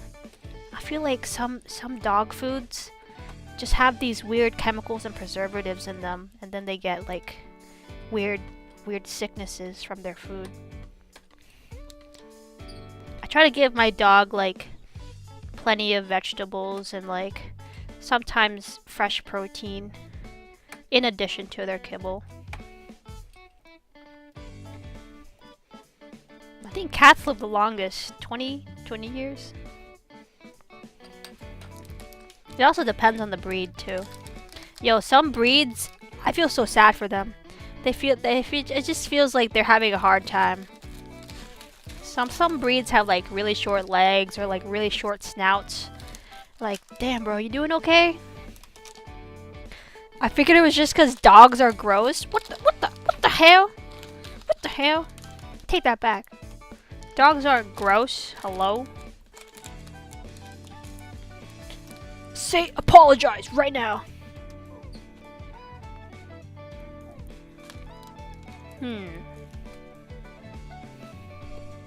If anything, I feel like cats are a little bit gross. Just a little bit. Can we like please put the litter box outside the house? Why the litter box? Yo, straight up, my sister used to have her litter box in her living room. I was like, I didn't like tell her, but I was like, bro, don't tell me I'm inhaling these fumes right now. Don't tell me. Don't tell me I got these cat particles in my mouth right now. My cat's going on 12 years and still strong despite regularly getting high on our floor cleaners. 12 years. That's a long time. That's a long time for an animal. Animals are gross in general now that I think about it. Yeah. They can't use the toilet and wipe their butt with toilet paper. They're a little bit gross. So you're telling me I have to pick up your poop? Question mark, question mark.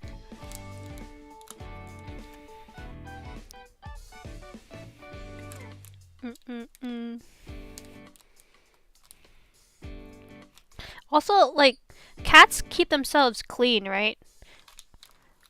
Are they ever required to, like, take a bath, like, in a bath with shampoo?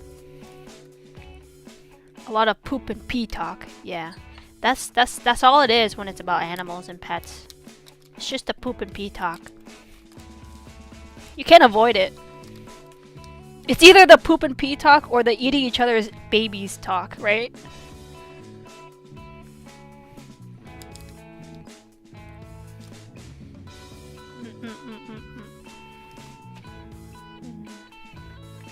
They just lick themselves. You can clean them every couple years, but it's an endeavor. Oh, hell yeah. I bet. I'm sure most of them never, like, put their whole body underwater before, so it'll be, like, a shock and traumatizing event for them.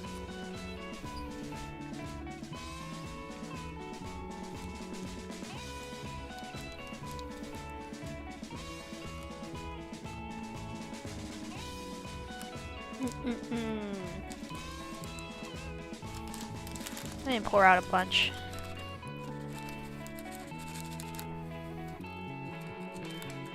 Yomi! Welcome, welcome! Did you play Animal Crossing already, Yomi? I don't remember if it was just like today? Tomorrow? Yes? Oh, nice.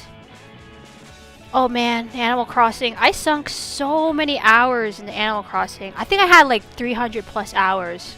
Like, I customized my island and everything. I still haven't played the DLC yet, which I kind of want to do. But it's like, once I go back now, I don't know if I have anything to do. Like, I don't know what I would be doing on there.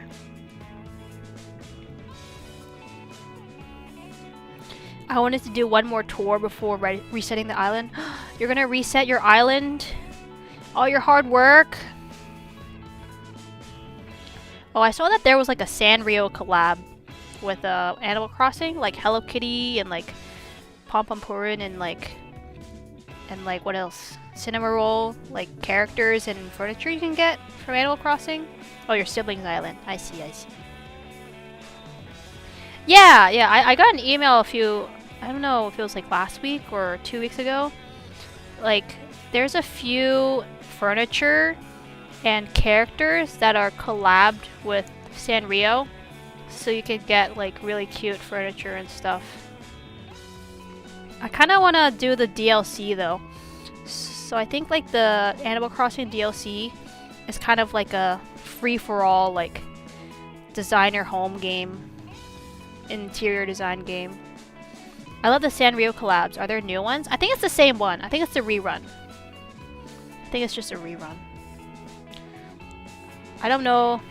I remember last time you had to like pay for like a card or something to access some of the furniture and characters. Might have changed since then. But I think it's free now.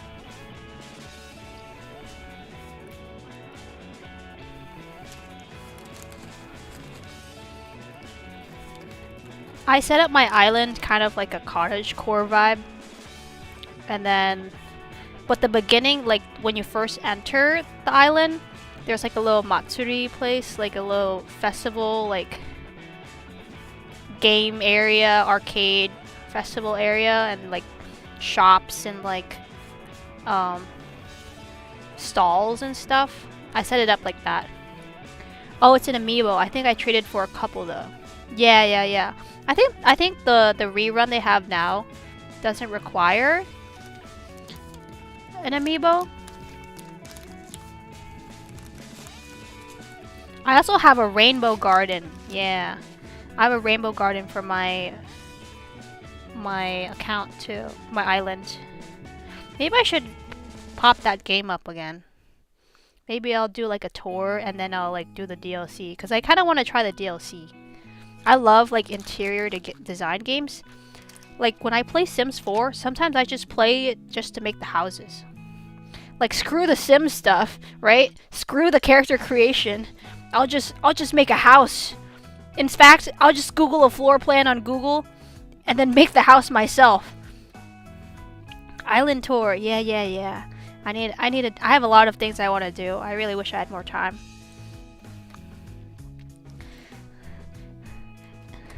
I'm bad at designing. I'm more of an explorer. Oh yeah, I remember it was like a pain to explore the islands, like new islands, just so you can get like a character that you like. There was a character that like never left my island, and I wanted him off my island so bad because he was so ugly. He was like the aardvark that looks like Michael Jackson. I forgot his name, but I was like, bro, I need this guy off my island. And then I tried to treat him poorly. I put like the jail bar. Yeah, he was so ugly, dude. You know what I'm talking about, right? Which one's the aardvark? Let me Google him up. I tried to treat him badly too. I put like the jail bars around him, and I just like kept him in there. But he didn't leave. I think I still have him on my island. What's his name?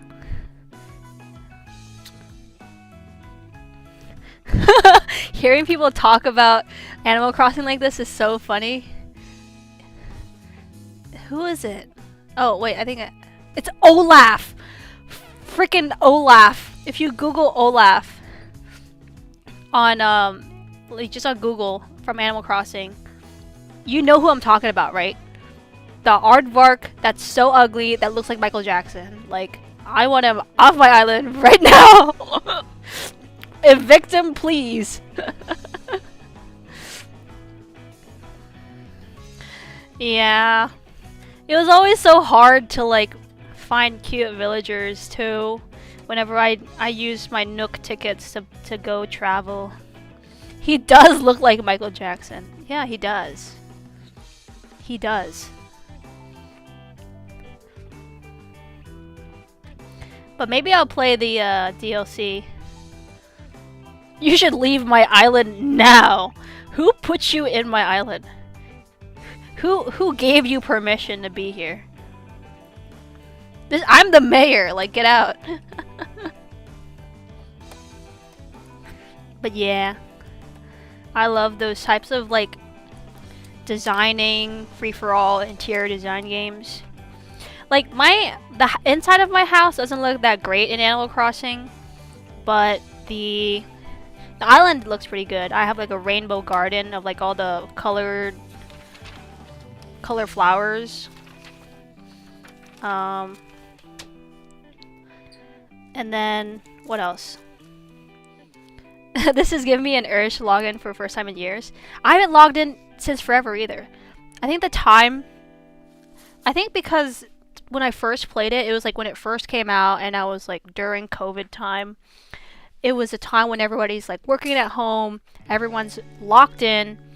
Like even when I was working from home, all I did was like play Animal Crossing. So I've sunk so many hours in that game. But now it's like I don't know what to do if I come back. But I love those types of games. Even like Sims. Yeah, I just spend hours making the house.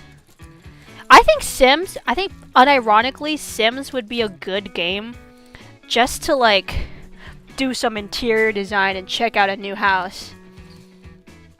Oh, it's reminding you of a House Flipper. I actually haven't played House Flipper, but I heard that's pretty good too. like in Sims, the amount of customization for the house is pretty good. So if you even wanted to, if you wanted to find out how a house looks before you buy a home, you can just like get the floor plan of the house and then build it on Sims and then like decorate it however you want before you decide to buy the house. That's kind of what my friend did. Not exactly, like they had already bought the house, but they were like thinking about like, oh, what walls should I paint, like what color, and where should I put like the furniture. And they went on Sims and just like tried it out, and then they were like, oh yeah, it looks good this way. And that's how they decided like what walls to paint for their house, where to put their furniture. Cause like Sims has that whole 3D view thing, you can zoom in. The hacks for free? Yo, Sims is free. If you didn't know, Sims 4 is now entirely free. And let me tell you this. Sims 4 is so worth it. You don't even have to buy the like DLCs to have a good time. Because there's so much like, what's it called? Creative content. It's like custom mods basically that people just make and post online. There's so much of that online. You could have a great time on Sims just using mods. Just using mods and custom content. Like, the Sims base character design is like okay, but with mods you could literally make like a manhwa character or like an anime character. You can look like really cool with all the shaders and stuff too. And it's free. Sims 4 is free. Download it right now. Download Sims 4 right now. Maybe I should do a Sims 4 stream. But it's just me like making a house. There's nothing else. It's just house building.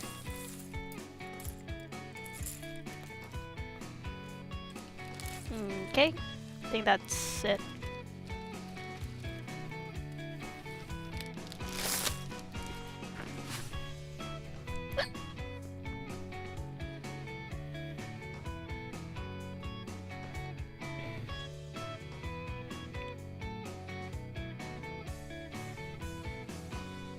I haven't tried it yet, but on Sims you could have like shaders for like the whole world too. Like you can up your graphics a lot with just mods, like free mods, and make the game look completely different, like a reality, like very close. But I haven't tried it yet. I don't know how. I only got the mods for like character creation, so that I look a little cooler.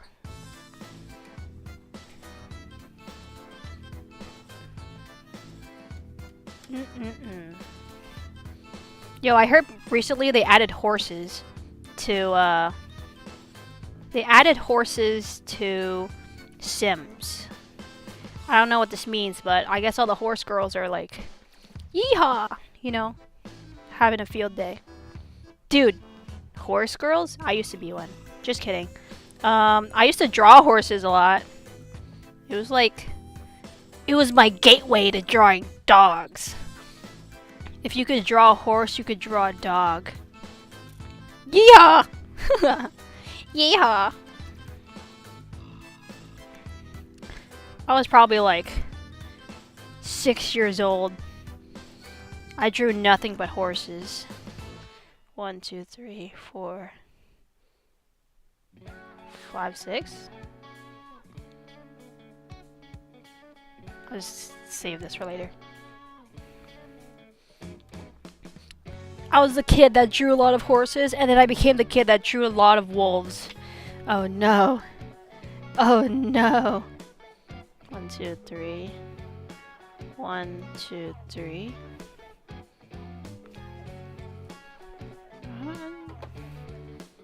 I think it's like this.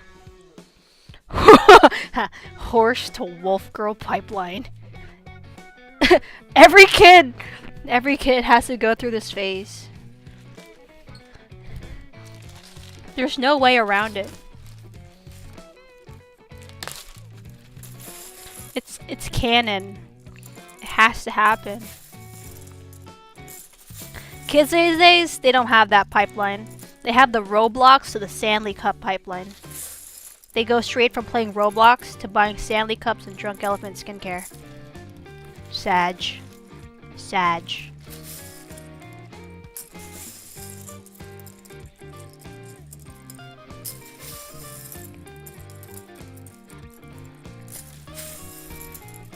I can't find the 1x1s.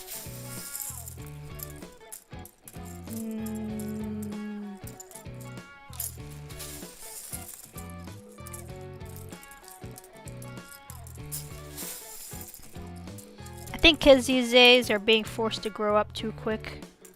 Yeah, kids these days. Shakes fist. That goddamn cell phone of yours. The goddamn phone's cause all of that goddamn phone. It's the social medias making these kids grow up too fast.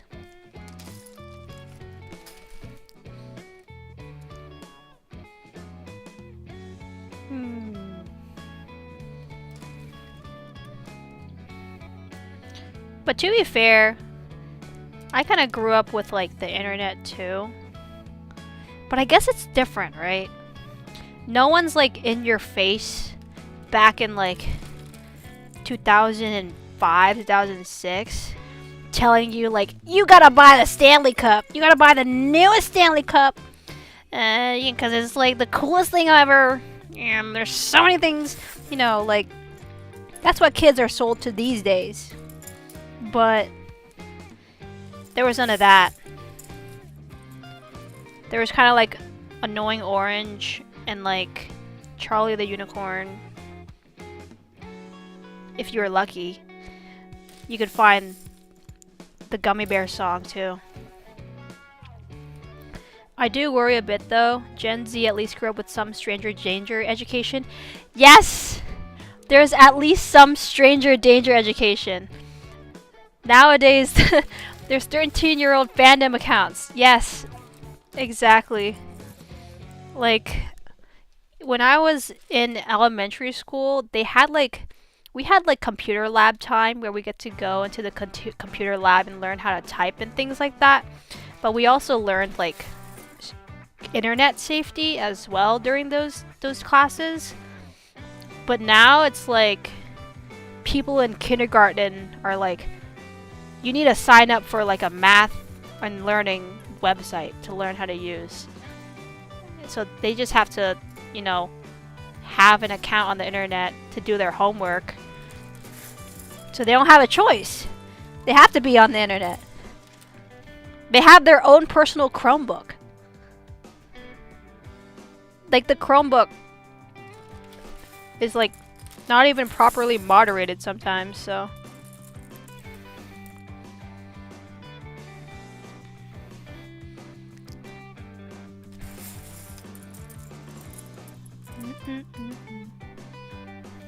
I think probably, yeah. I think the internet now, in a weird way, is more malicious than it was back then. I don't know how to describe it.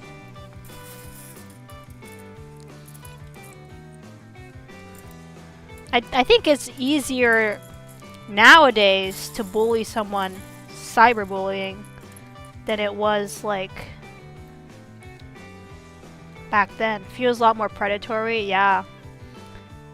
Yeah, cyberbullying now can be like really detrimental just because you can just post whatever you want and you could have like cancel culture or whatever just go after you without even like having to know what the hell is going on.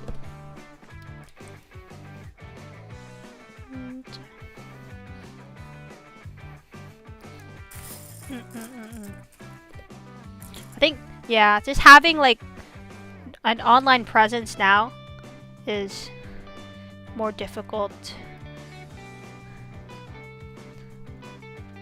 Stay safe in the interwebs. Yes. Stay safe, fellas.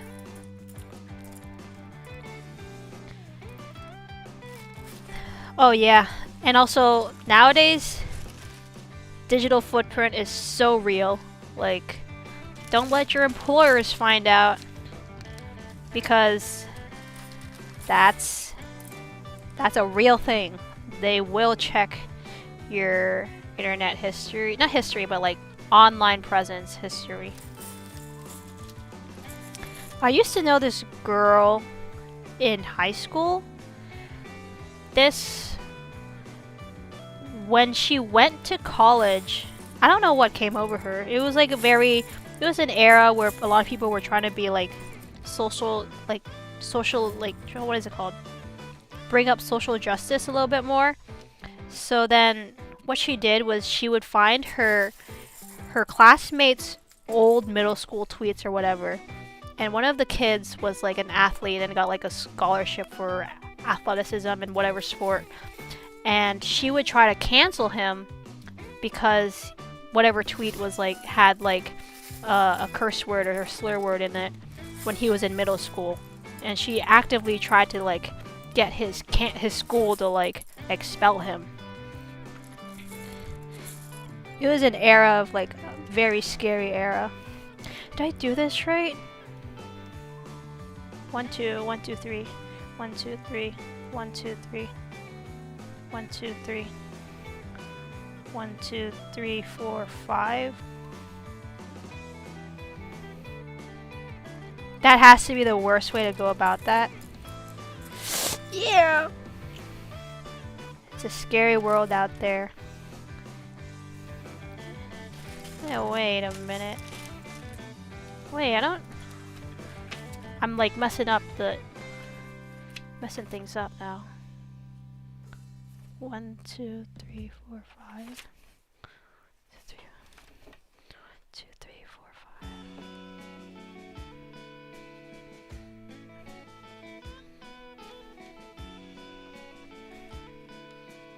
5. Okay, that's right. This can be a little confusing.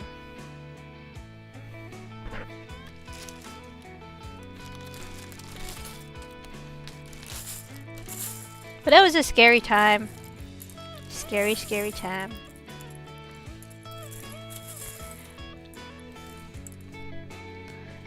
Also, like, nothing can be, like, believed on the internet nowadays. Probably even worse than when it used to be. Can't even tell between AI art versus real art no more. It's so scary. Alright, hold on. Oh yeah, I need to do this. I need to do this side.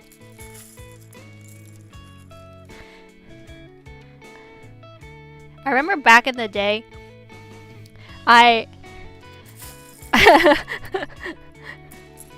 there was like LimeWire and like Photo Bucket, and everybody would just like get anime pictures from Photo Bucket and then they make it their background.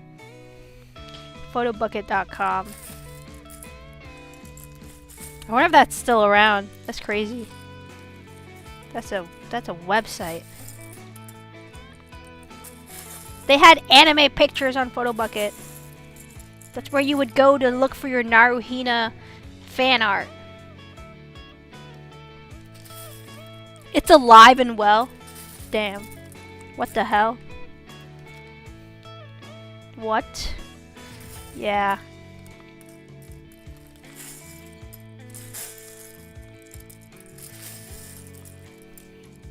With a subscription model. What? Like Flickr?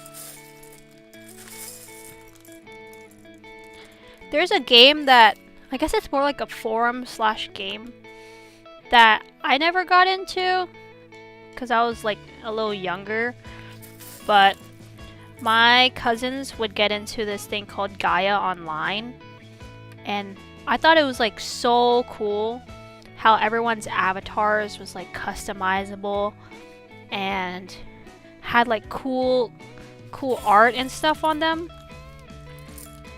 But it wasn't like a game. It was more like a forum you can talk with people on, but your forum had like a person or a character attached to it. I thought that was pretty cool.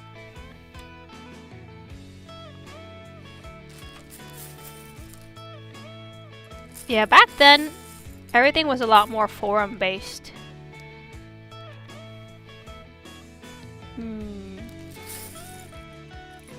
I remember when YouTube, you used to be able to change your YouTube profile. That awakened some eldritch memory. Back then, I remember on YouTube, you used to be able to change your YouTube profile where it's almost like MySpace. You can have like your own custom background, your own custom text color, your own like custom profile. Your own YouTube channel had like a section on your channel where you can leave comments like for that specific channel, like a comment section. Yeah, I remember like changing my YouTube profile at like the background color, background picture to like some anime picture, and like some my text was all like purple and like neon colors. I wish they brought that back. They need to bring back HTML. HTML like coding, like bring it back. Bring back all the customization with HTML.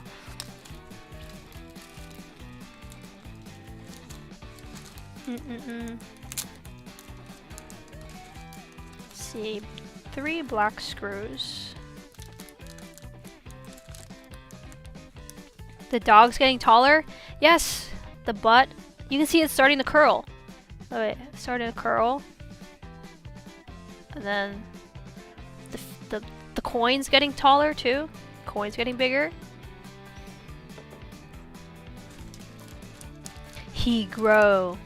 Yeah, I remember back in the day, I was one of those channels that would take like anime songs and I would give them the lyric subtitles. That was me, guys. That was me. I ripped off a song from LimeWire and gave it subtitles so you can sing along and then get copyright striked 3 months later. That was me. There was one song that didn't get striked or taken down.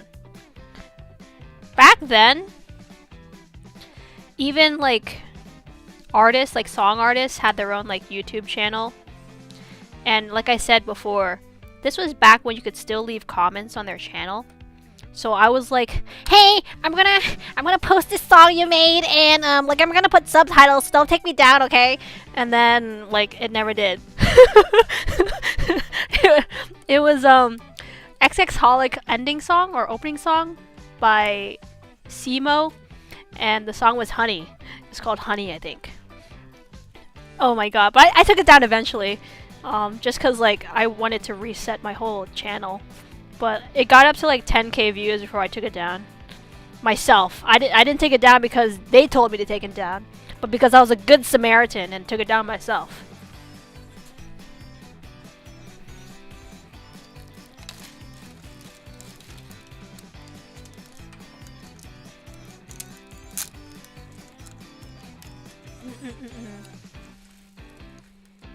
Okay. What outstanding morals?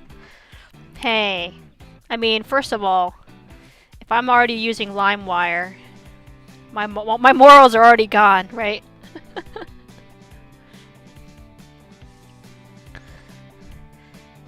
What the good old days. I had my iPod Shuffle. Bro, I still have my iPod Shuffle. The only songs on there are from like Mermaid Melody, Shugokara, and like the Jonas Brothers. I don't even know what LimeWire is! Oh no. Oh no. Your age is showing. LimeWire is a software you can use to rip music. People would like rip music from, I don't know, CDs or whatever, and then they post it online. And you can go to that software and take it. Music pirating, yes. Yes.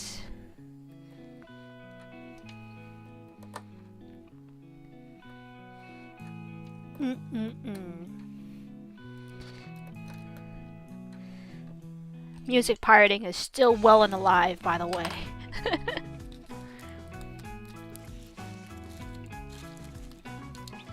I'm old enough. True. Okay. I don't doubt you. Sometimes there's just like that one person that wasn't on the internet at that time.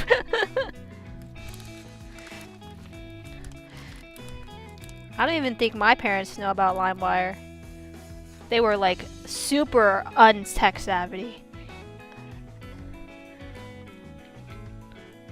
I pretty much did all the tech savvy stuff for my parents. Yo, I still have all of my CD-ROM games. I actually played it when I first started this channel. Zoo Tycoon. I found my Zoo Tycoon CD-ROM and I played it. And I played it on this channel. I also have a bunch of the Barbie CD-ROM games. Barbie. And a bunch of the math game stuff. Math games with the rabbit. I don't know what it's called. But there's like a rabbit that always, like for the CD-ROMs, they always teach you math and science and stuff.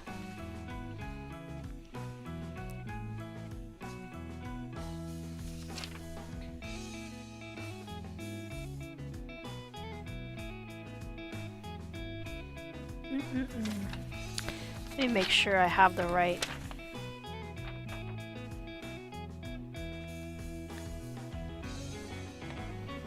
Yep.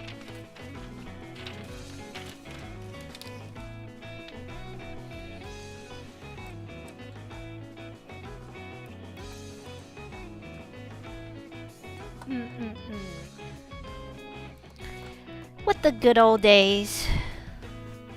I remember watching like I guess one of my earliest animes was like Lucky Star, and I watched it on YouTube in like, you know, YouTube used to be like 10 minutes maximum, so I watched it like that. I watched like Lucky Star Haruhi on YouTube. Eventually I watched Bleach on YouTube too, which is kind of crazy. I love Lucky Star so much. Yes! What a classic.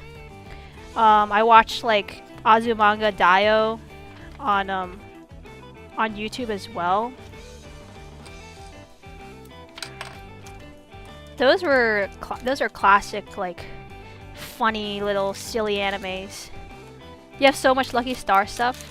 I used to love Konata, like, the main character. I was like, yo, that's me! I was like, that's me! She's just like me, for real, for real.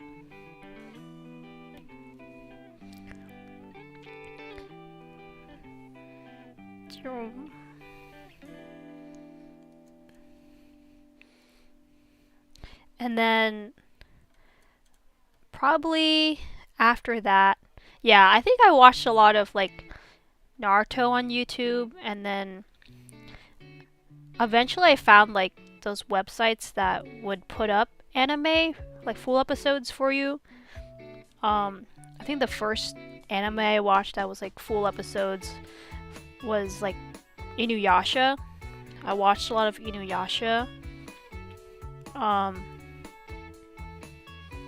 That's crazy. That's a long time ago.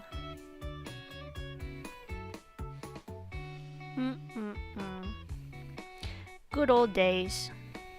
I remember when Crunchyroll wasn't super hungry, money hunger. You own all the Lucky Star character songs on CDs. Oh, nice. The classics. Yeah. So good. I remember when Crunchyroll wasn't like a money hungry like company yet, and they had a lot of anime shows on there for like free to watch. I watched stuff like Mermaid Melody, Shugokara. I watched, what else did I watch? I watched a lot of magical girl stuff when I was a kid. I watched also like kid shows like Chi Sweet Home, I watched Gintama too for free on Crunchyroll. Eventually, they started adding ads, and then now there's like this weird membership thing. You originally watch certain shows if you have the membership. It's like, what is this? What happened to you guys? Now I just don't use Crunchyroll. I just like go on some other website. Why isn't this going in? Okay.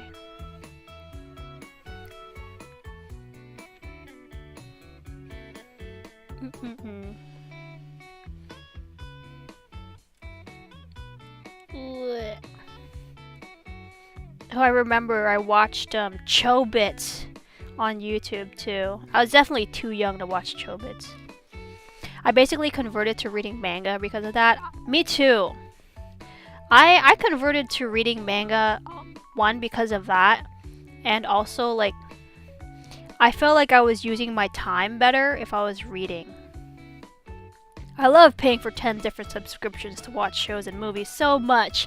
Yeah, I love paying for Crunchyroll, HBO, Netflix, and Hulu. I love watching all of those shows.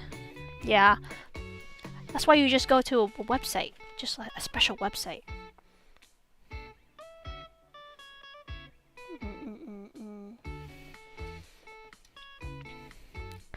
Yeah, I converted to reading manga as well, because I felt like within a 20-minute episode, I could have read it in like 2 minutes.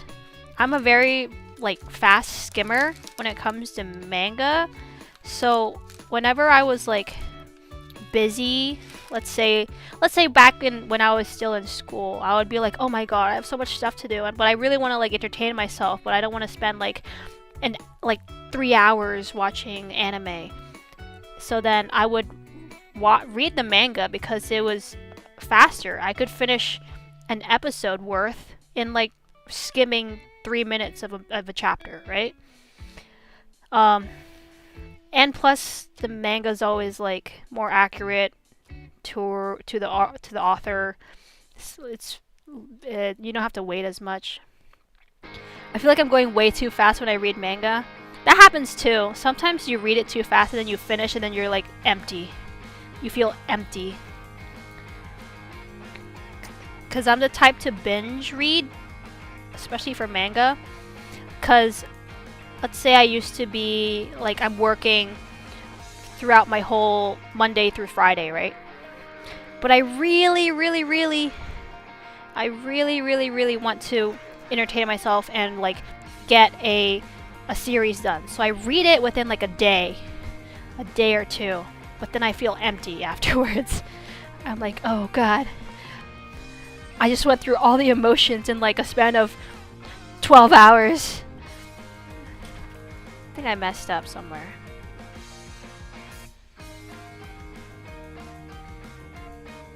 No, that's right.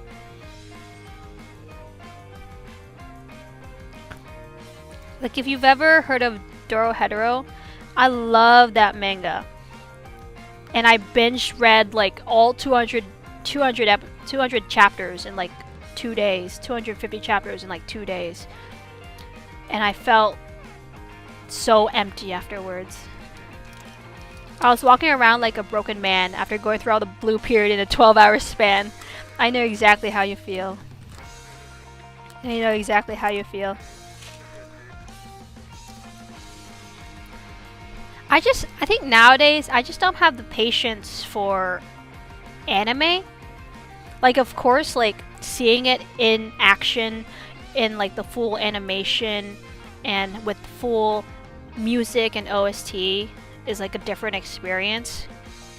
But for someone that's, like, busy, and I can't wait in between, too, like, I need to know what happens, right? So I can't be wasting my time watching a 20-minute episode. I need to know what happens. So I just end up like binge reading. Dorohedoro is awesome. Yes. Dorohedoro is so good. It makes you feel kind of guilty. Yeah. I feel bad binge reading, but like I just need to know what happens and I just don't have time to like sit around and wait. Dorohedoro is insane. I always recommend this manga whenever somebody asks me like, oh, what should I like read? I don't know what to read next. I'm like, you need to read Dorohedoro. It's so good. So what happened was I love binge reading. Yeah. Hi Amelia, welcome. So I watched the first season of Dorohedoro on Netflix first, right? I watched the first season and I thought it was really, really good. And my friend who has already read Dorohedoro was like, yo, if you watched it and you like it, you need to finish reading the manga. And I was like, okay, cool. I'll do that because I thought the anime was good. So I read the manga and I couldn't put it down.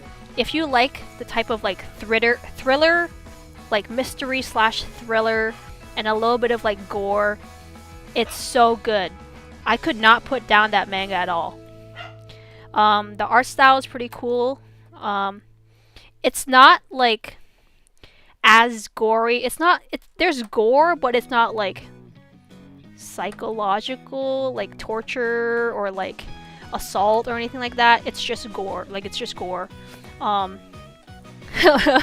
the story itself is like not bad at all. It's nothing like traumatizing. It's not traumatizing, I would say.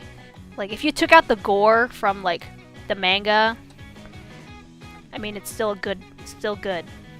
It just adds a little bit of like spooky, but it's not essential for a good storyline. So I definitely recommend it. I think they've confirmed that they're having a second season. If you don't know if you want to like, Abisu is very funny. Yeah, the little girl with like the skull mask. Yeah. If you don't know if you want to like dive into Dorohedoro, I said watching the first season's pretty good. If you watch the first season is a good dip into like the manga. Even after the first season, you kind of get interested in what's happening. So, yeah, it's so good. I was on the edge of my seat the whole time. So good. Generally, I don't read heavy topics or like anything that's like very emotionally consuming.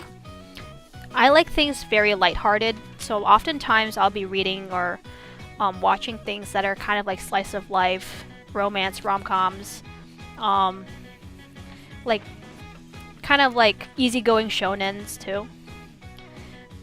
But I feel like when I want to get invested emotionally, I have to put aside time for that, right? Like I can't binge it in the weekend and then like go back to work Monday and start crying. If I want to be emotionally invested in something.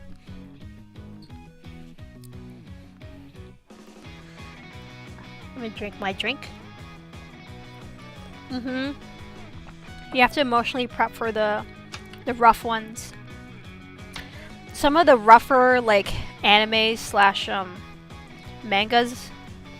For anime, I would say a rough one for me was Clannad and Clannad After Story.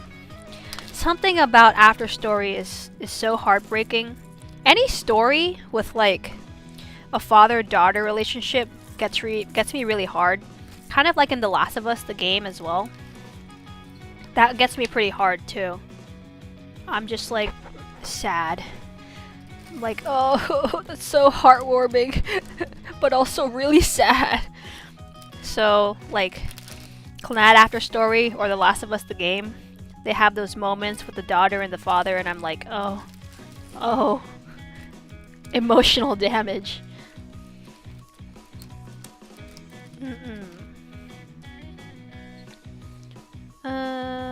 This goes here. Where the hell does this go? I think this goes here. Have I ever watched Violet Evergarden? I did! I also watched the recent movie. If you watched the recent movie. I don't know if I want to spoil it if you haven't, but if you know the recent movie,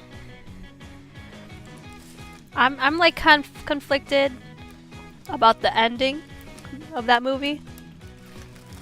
But yeah, that one's sad too. That one's sad, but I wasn't like bawling my eyes out. I definitely bawl my eyes out every time I watch Clannad After Story. Oh. I didn't watch the movie, but my roommate and I saw the major plot beat and refused to. Major plot beat? Like spoiler? Refused to watch it? Yeah. Yeah. I'll be right back. I need to use the restroom. Be right back.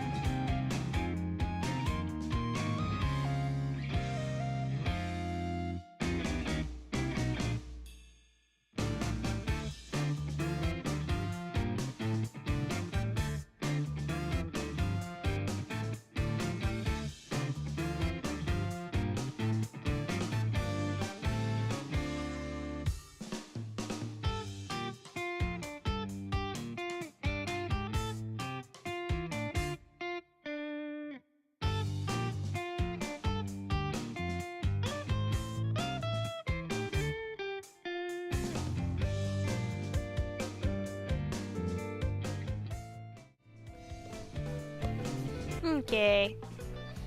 I'm back. Let's see how much... I might be able to finish this page. Maybe. And then I might call it a day. Okay, thank you. Okay. Let's go get the pieces. It's actually already like 10 p.m. right now, but what I'm hoping for is a snow day tomorrow. And I get to telework, meaning I get to sleep in.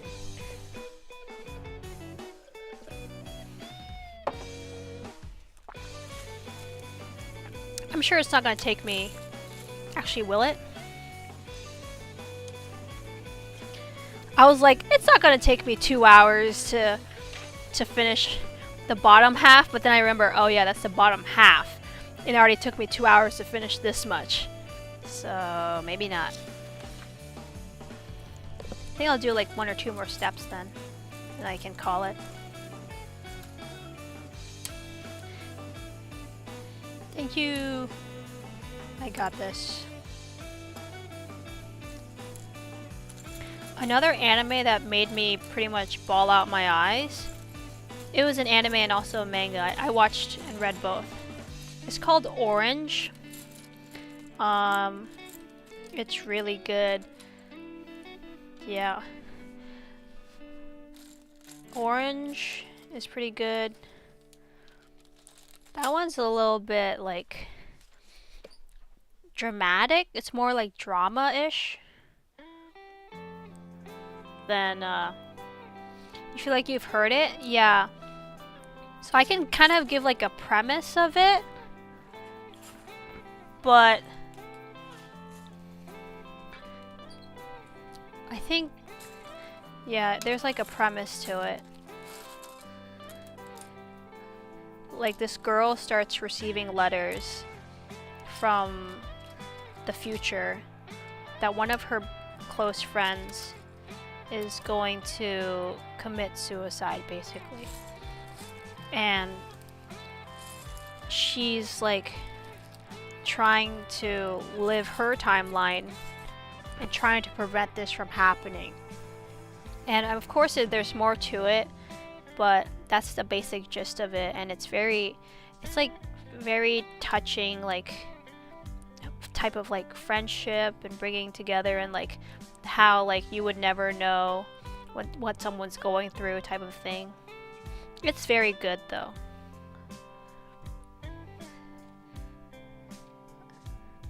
It is sad. It is indeed sad. You'll check it out? Yeah. Oh, I've like if you want to read or watch, I'd say both of them are good. Like all of the different media is pretty good.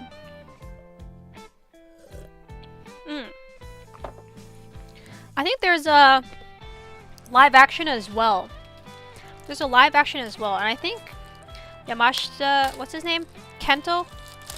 What's his name? I think that's his name. Yeah, well, I think that is his name. He's the main lead, one of the main leads. I think that's his name. I don't really know actors that well. I actually don't know how I feel about most live actions, to be honest.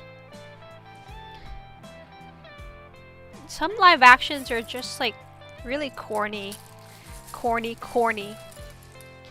Like a little awkward.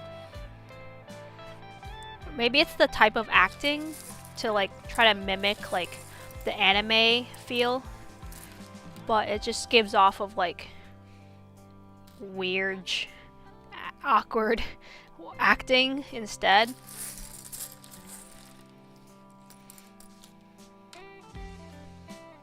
I don't think I've ever voluntarily watched a live action. Yeah, because I prefer the animation medium. I heard good things about the One Piece live action too. Yeah. I've heard good things about it. I didn't watch it yet, but I did see a lot of clips because of how like hyped up it is.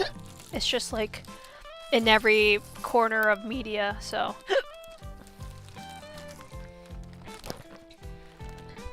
It's hard to miss.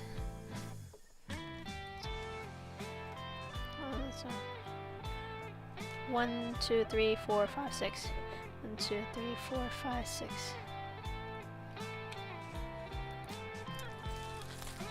I think the cast is good. The cast for the One Piece live action. I'm actually looking forward to the Avatar: The Last Airbender live action. I think the cast for that's pretty good too. I think Azula looks a little too young and doesn't look as ferocious as she should. But I think overall it looks good. CGI looks good, Appa looks good, you know, Appa, Momo, they all look good in the CGI. The one thing I just hope is that, like, if it is good, that Netflix goes through with it and continue all the seasons. Like, they have to. Otherwise, everyone's gonna be mad.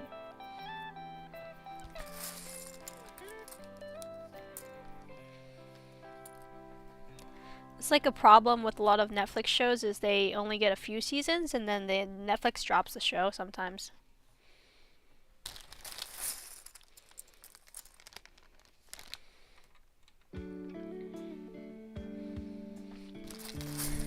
I can't remember if it was Netflix who developed it. Netflix, my beloved. Yeah. I don't remember if it was Netflix that did this live action, but the Death Note live action was like crap and everyone hated it. That's what I heard. I heard everybody hated the Death Note live action.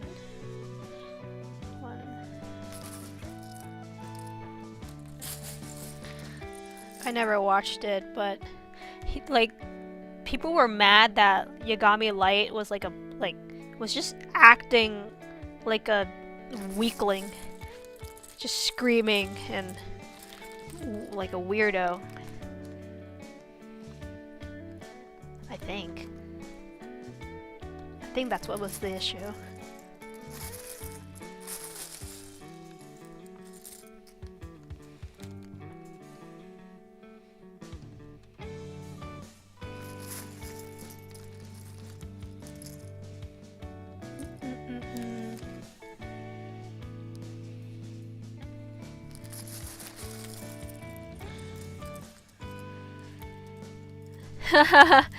To be fair, both him and L were giant weirdos. Yeah. I think at the time that One Piece not One Piece, Death Note was made, at the time that Death Note was made, it was like revolutionary. It was like, oh my god, it's such a cool show.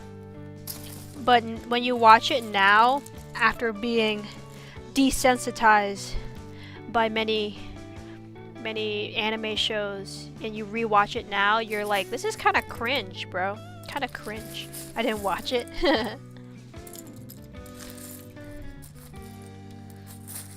But I think back then it was like, holy cow, what the hell?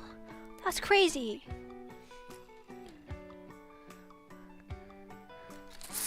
I think a lot of shows are like that. When you first watch it versus when you the second time you watch it, you're like, wait a minute, is this how it went? Was it really like this? Maybe it's because, you know, watching something when you're like in your teens versus watching something in like your adult age. The rose-tinted glasses of the first watch is real. Yeah. When you first watch the B movie versus the second time you watch the B movie. Huh?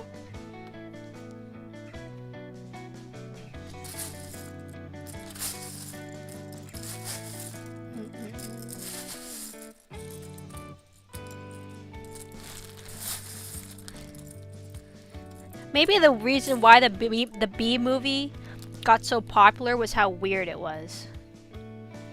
That's what I think it is. Because it was such a weird premise, it gained popularity. All the kids were just watching it because it was just a B movie. You like jazz. Yeah. But the parents watching it were probably like, yo, what on earth? Why is this lady like swooning over a bee? Why is this lady like leaving her boyfriend for a bee? For a single bee? What does this bee have that that man doesn't? Sus. Sus. It sure was strange. It's like the aged version of the Emoji Movie. But better. Oh my god. I actually watched the Emoji Movie. And I don't even remember what happened. What even did happen? I don't know. I think about it now, I'm like, I don't remember the plot line at all. That movie has to be a fever dream. It has to be. Cause what? I don't remember anything of that movie. I swear I watched it too. The Emoji Movie. I watched it.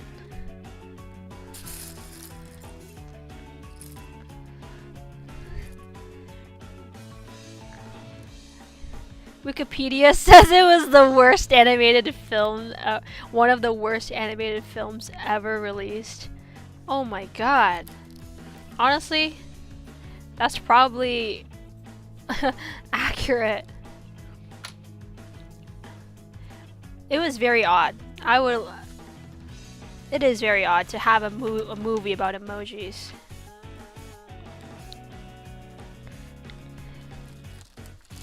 Oh, I heard they're what's that movie called? It's like a Disney movie about emotions. I forgot what it's called. It was all the there's like all the emotions in a human body. It was like portrayed of the kids human emotions. They're having a sequel. Inside Out. I didn't watch it, but I have friends who quite like it.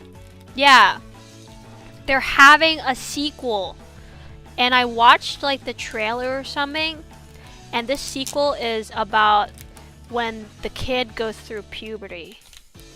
So when this kid goes through puberty, there's like new emotions coming in, and this new emotion's called like depression. And I was like, yo, what? Huh? They're actually having a sequel. So everybody that goes through puberty gets depressed? Huh?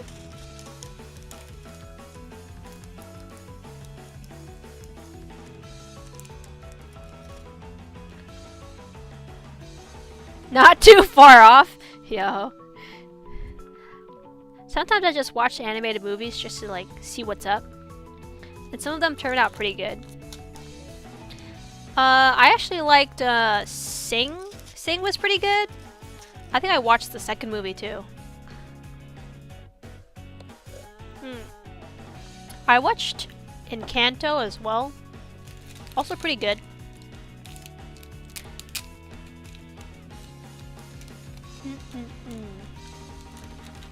Is this orange? That one was like a lot better than I expected. Oh wait, that one movie that made me bawl is Coco. I think it's called Coco, right? With the kid and the guitar. That made me bawl. That movie was so sad. Hello? They threw a curveball at me with that movie. Coco goes hard. Yeah. You don't really expect, like, just from the trailer, you don't really know what's gonna happen in that movie. So when you go in to watch it and you get hit by this like wave of emotions, you're like, oh my god. And you start bawling.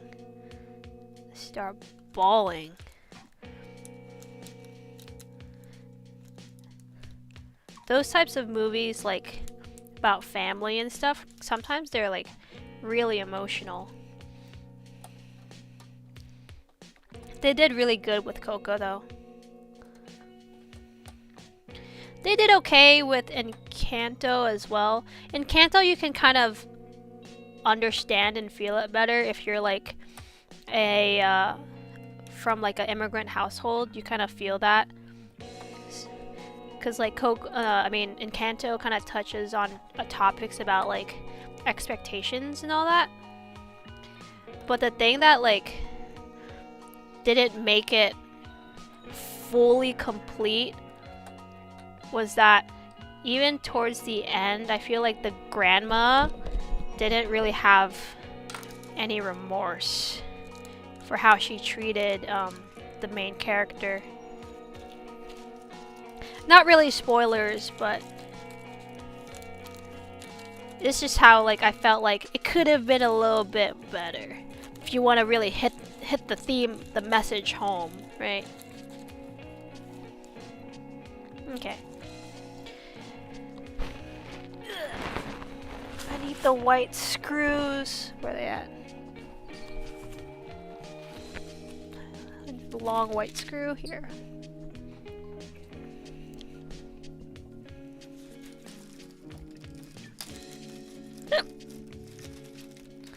Hiccups.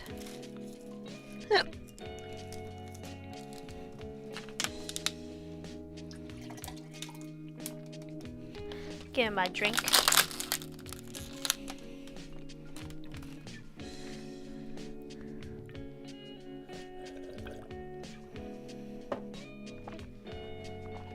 Yeah.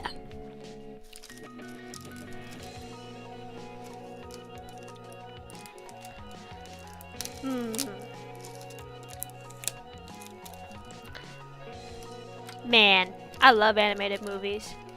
I feel like I don't watch a lot of shows, like American shows or like live action shows where it's like, you know, like popular ones like Breaking Bad or The Witcher or something like that, or Game of Thrones.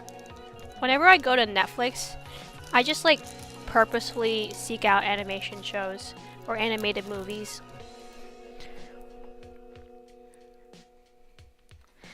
I just feel like they're I don't know, maybe it's not for my demographic, but I like them. I feel like I just get the plots of those by osmosis on social media. Yeah. Yeah, I feel like those shows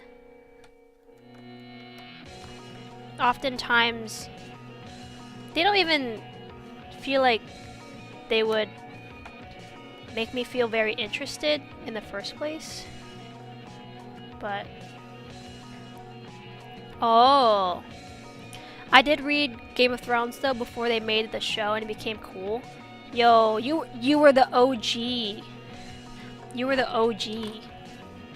For me, I watched Game of Thrones up to like the second season before I stopped. So like right after Jon Snow was like banished or something. The thing with Game of Thrones, I had a hard time understanding it. Like literally understanding it because I couldn't understand the English that well. Even with subtitles, it's like the type of English they use. It's very vocabulary. There's a lot of heavy vocabulary. It's like the type of English. It's like proper English too.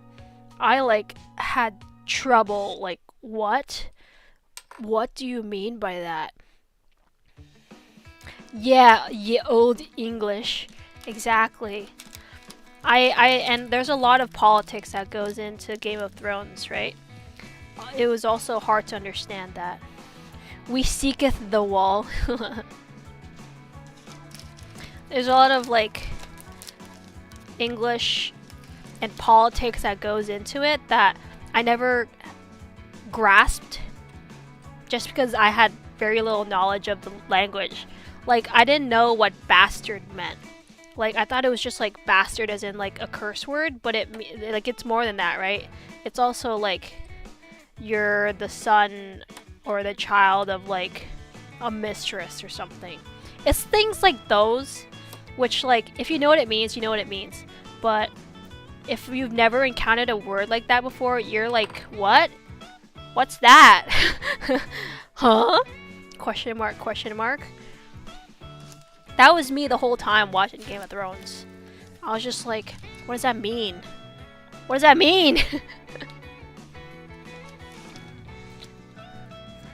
Yeah. Oh. Like, what the hell is a duke? What is a duke? What does the duke do? Who is he? Alright. 2 more white screws.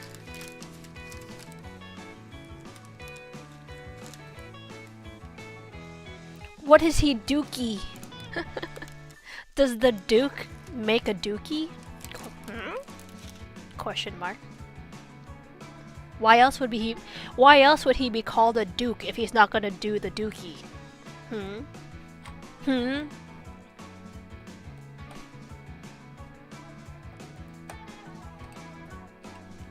Asking the real questions now.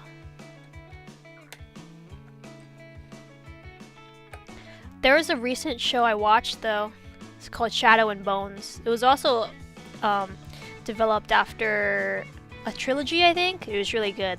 I liked it. But Netflix never finished the series. I learned big words from books, but now I can't pronounce anything right. My friends laugh at me. I kind of feel that too. Sometimes you learn words from reading, but because you learn it through reading, you never heard them said out loud, right? So when you attempt to say it out loud, chances are you're not really saying it right.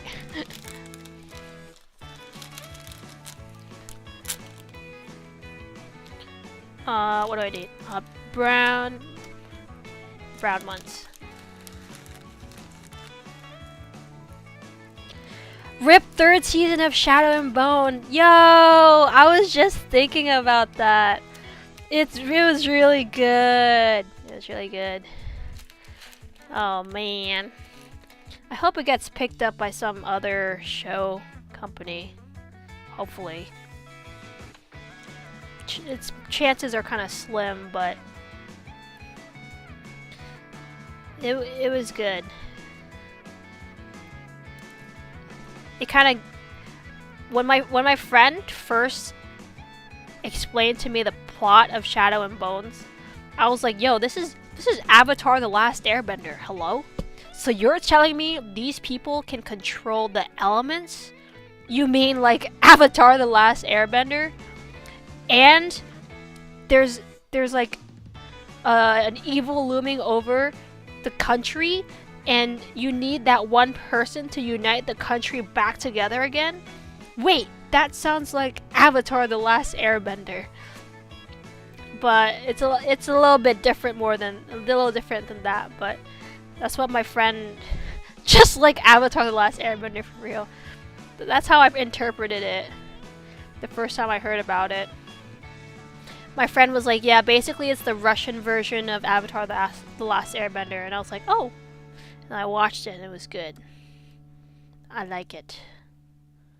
I like the Russian version of Avatar: The Last Airbender.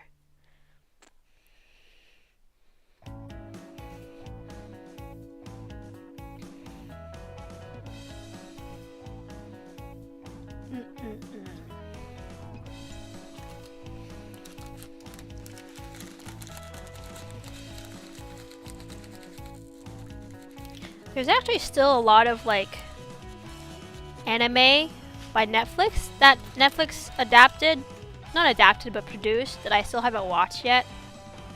Like Cyberpunk. I know Cyberpunk was really hyped up, but I haven't watched it yet. I was eventually going to, but I didn't get to watch it yet. But the other Netflix what was it called? Netflix show was Devilman Crybaby. I watched that one.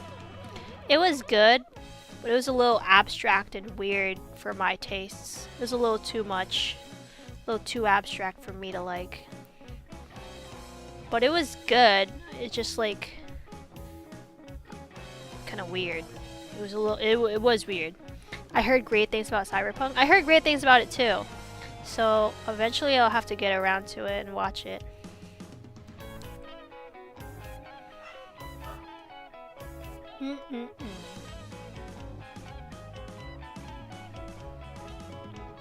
The art looks great. The animation looks great too.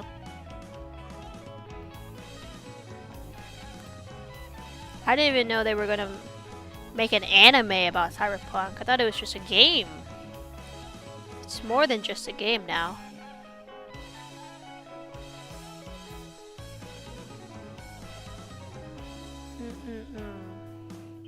Okay, I need more.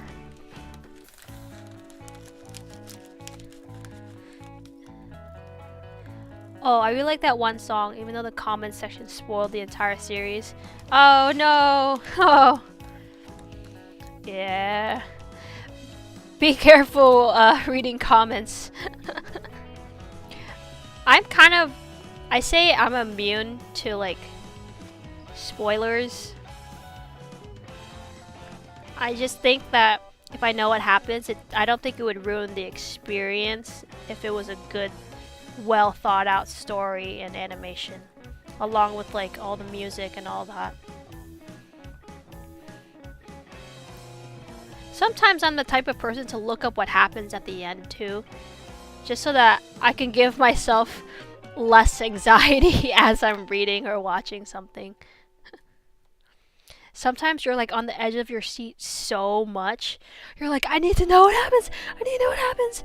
And then I look it up myself.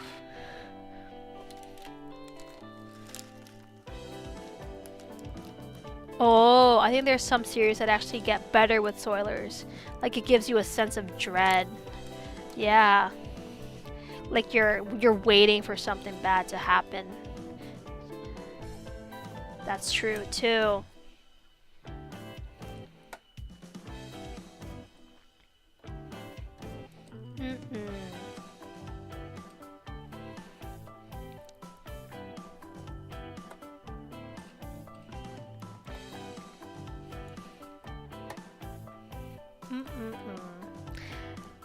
I don't like a lot of like psychological horror type of shows or manga. They kind of get in your head. I'm a little bit scared of that. I don't get in my head. There's nothing in here. Please get out. So things like, what's a good like psychological horror? I haven't read many, so it's hard to tell. But I generally don't like things with torture in it. Torture.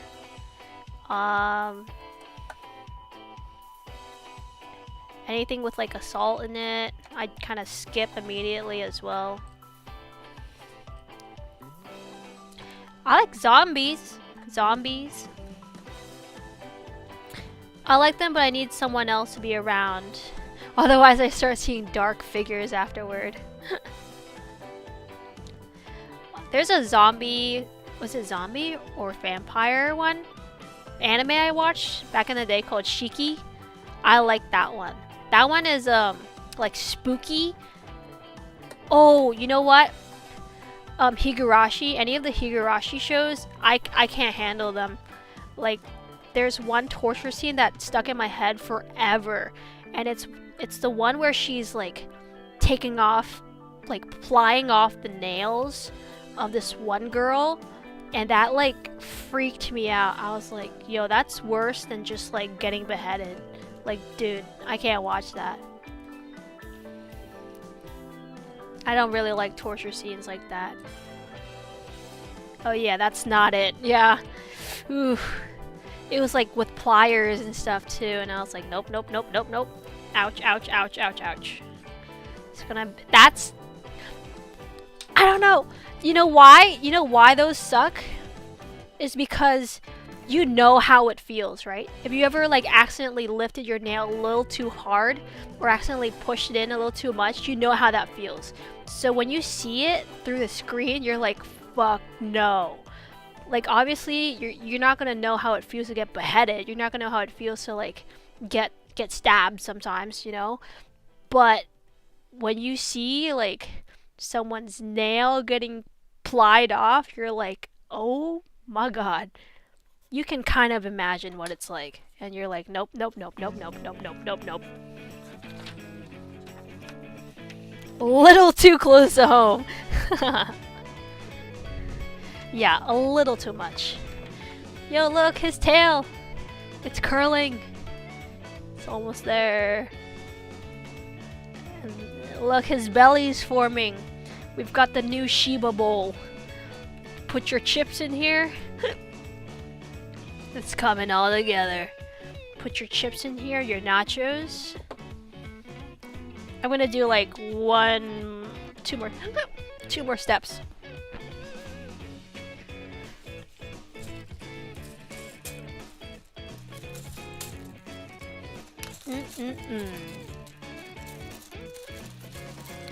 I also have another Shiba Lego that I just bought. It came in the mail yesterday. I'm excited for that one too. This one is like a lucky beckoning Shiba. The other one is just like a regular Shiba. It's like it's on all fours and it's just like looking at the... Where's the black pieces? Did I drop them? Oh, here.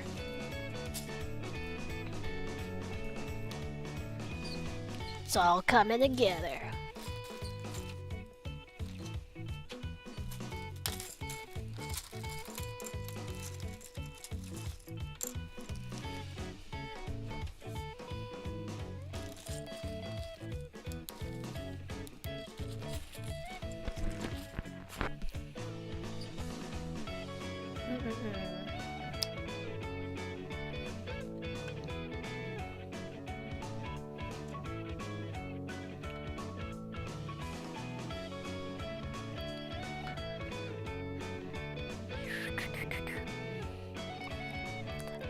There's a genre of anime slash manga that I haven't really dove into yet, and sometimes I just like don't know how to. Is like mecha. A lot of mecha anime I haven't really watched. For some reason, they're just like not something I look out for in an anime. Like I haven't even watched what's it called? Evangelion. I haven't even watched that.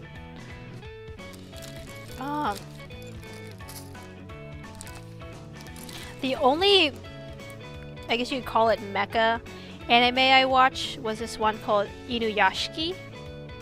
And I don't even know if I would consider that mecha. Inuyashiki is like a short, it's only like 12 episode anime or something. It's about this old man, and he somehow gains like mecha powers, or he turns into a mecha, and he uses his powers for good, to do good things. It's a little sad at the end, but I thought it was good. It's not exactly mecha, that one, because he doesn't transform and like get into a mobile battle suit.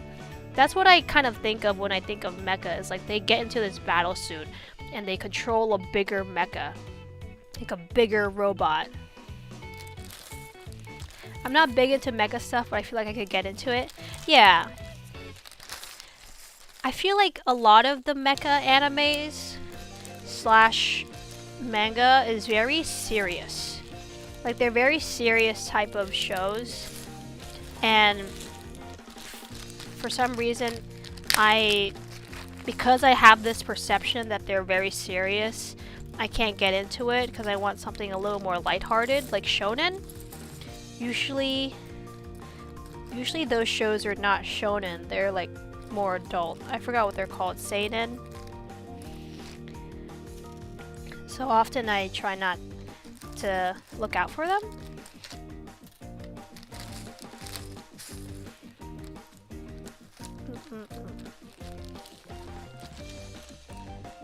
Yeah, where's the slice of life mechas? Yeah, where's the slice of life mechas where they're just like going to school in their mechas, and then they're like playing PE and doing the sports festival in their mechas? Where are those? Because I want to watch those.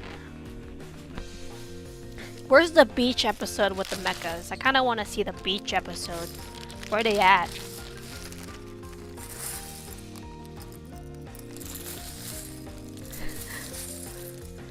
I heard good things about Gundam Witch from Mercury. Gundam Witch? I haven't heard of that. Maybe I'll look into it. Let me look it up right now. I just want to see what it looks like.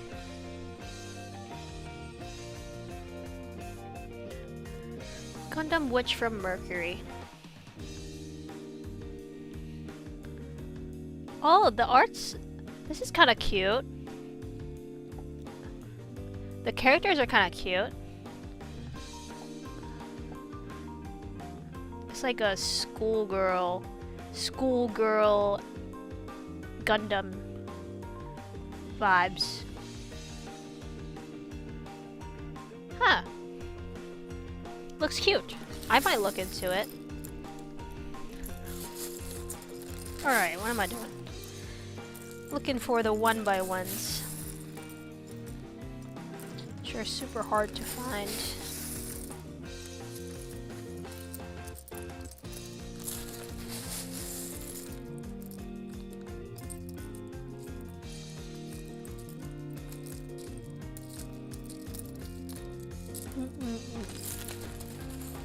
It follows a school plot line.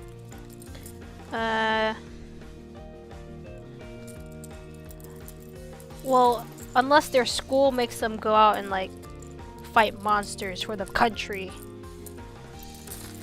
Or it's like a school where they're like being indoctrinated to fight for their country. Then it's not so much slice of life anymore. Because I think that's what it is, and there's this other mecha anime called Fafner. Fafnir or something.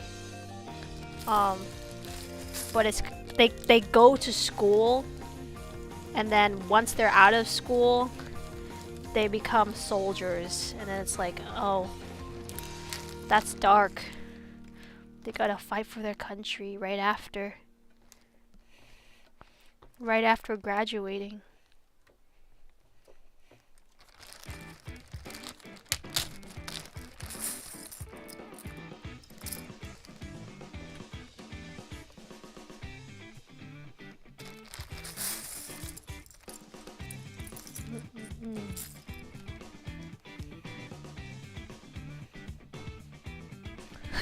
I'd fail my classes at all costs.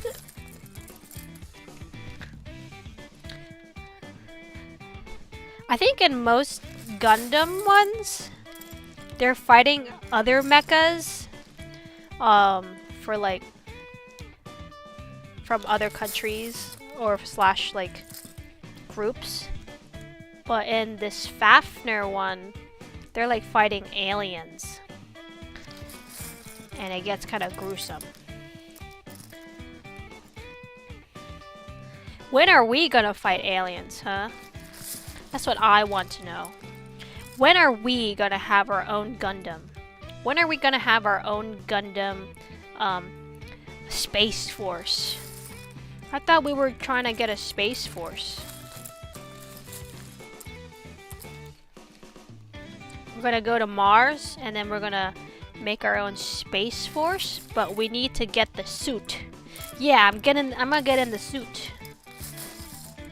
Get in the suit.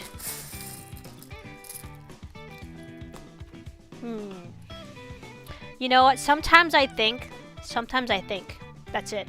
Sometimes I think, and during the times that I think aliens were real.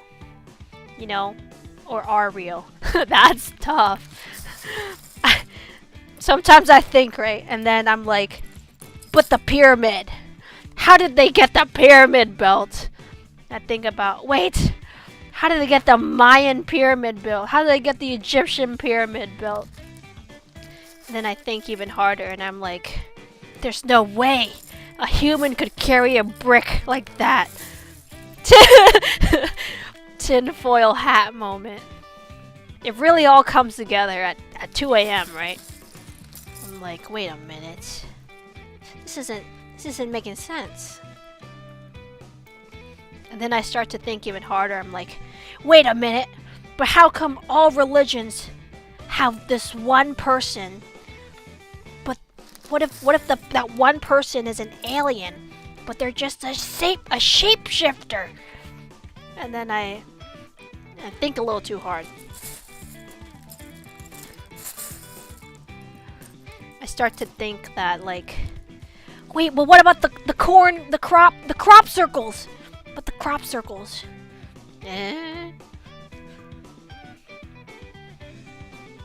becomes a real dilemma. God is a shapeshifter. He could be one of us. You know what? Yeah. That's what Area 51, right? That's why everyone tried to storm Area 51 and get stopped. Yo, they were having like a rave over at Area 51. Remember when they tried to raid Area 51? They were having like raves over there. Porta potties to be used. It's all coming together. Literally all that happened was like, the government was like, no, you can't come in here. And then a few people got arrested. And then they just like camped outside. Just hello camp. Little camping.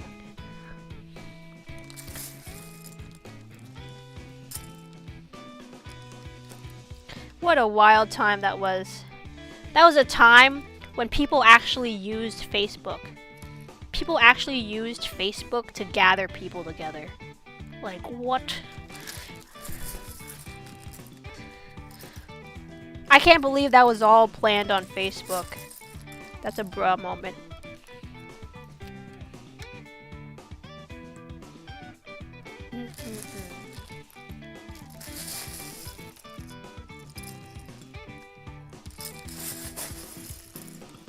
Think about it now. I don't think anyone uses Facebook besides older people.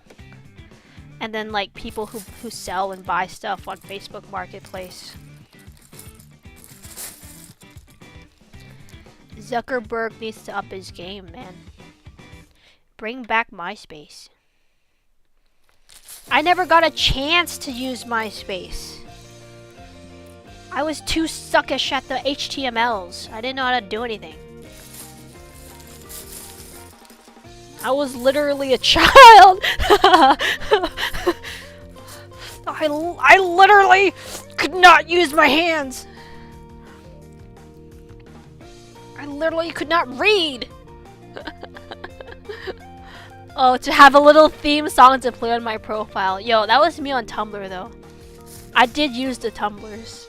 And I had the pretty little music player on my Tumblr page. I was one of the cool ones. It's not your fault you hadn't grown opposable thumbs yet. It's not my fault. They shut down MySpace too soon. I did have a good time of Tumblrs though.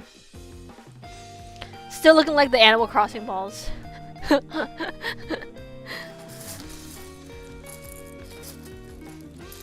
At first, I didn't know how to use Tumblr.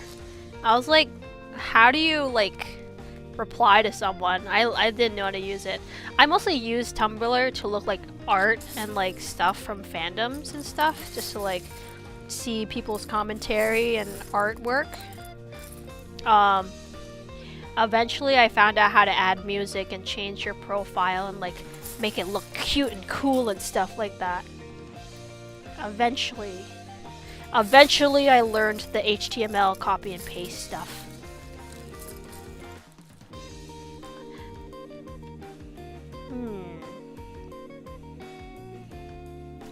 Wish there were more sites like that though. Alright. I learned the deep magic, yeah. Alright, next is the screws.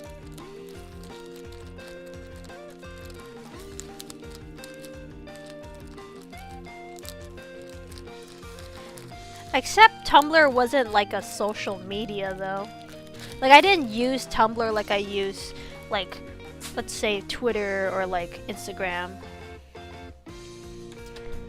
Oh, what am I gonna put a theme song on? Your LinkedIn? Yeah.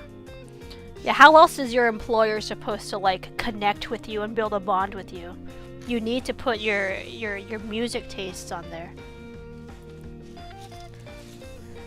I think putting a theme song on like a Twitter would be pretty useful.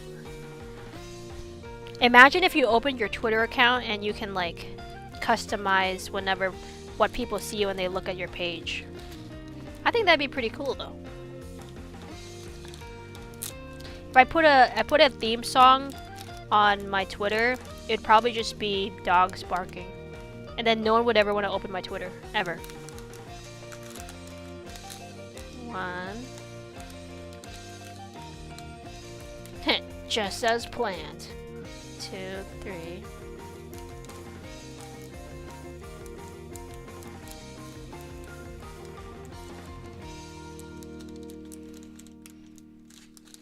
Wow, wow, wow, wow, wow, wow, wow. Yep.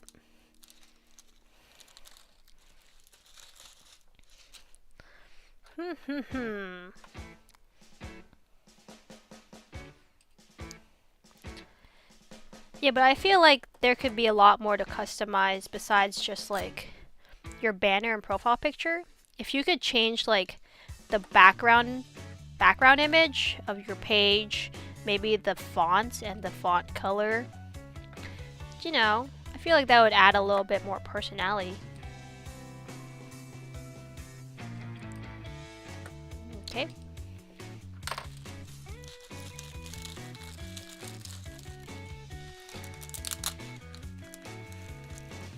One, 2, 3, 4, 5, 6, 7. One more. Huh. Elon Musk would never do something to make the website more interesting. Yo, Twitter has been going downhill. Downhill. There's bots everywhere. There's bots everywhere. They got rid of Twitter circles. They, you can't see quote retweets. They changed the logo and the name? Bro. I'm surprised.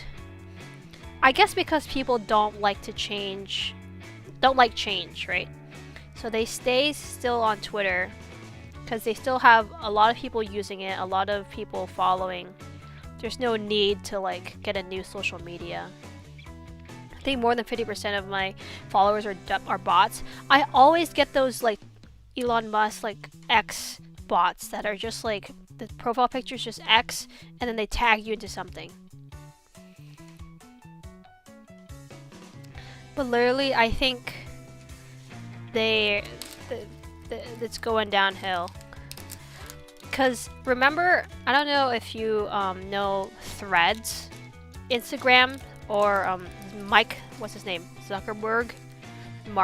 Zuckerberg tried to make a new social media platform called Threads, and it popped off for maybe like 2 weeks, and then everyone went back to Twitter. It just didn't have as much capability as Twitter for things like DMs, like discoverability. It literally had a lot of features missing, and they never upgraded it. They never updated it. So even now, still, if you went on Threads right now, you still can't DM anyone. You still can't like use hashtags.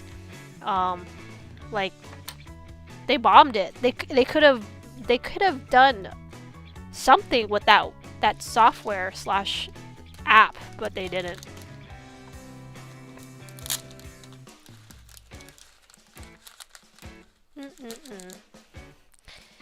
Mark Zuckerberg. The ability of tech companies to fumble never fails. Yep. Yeah. It's because Mark Zuckerberg is a lizard. He doesn't know what the people want. What the people want is to DM each other and use hashtags. But he fails to realize this as a lizard. Yoink.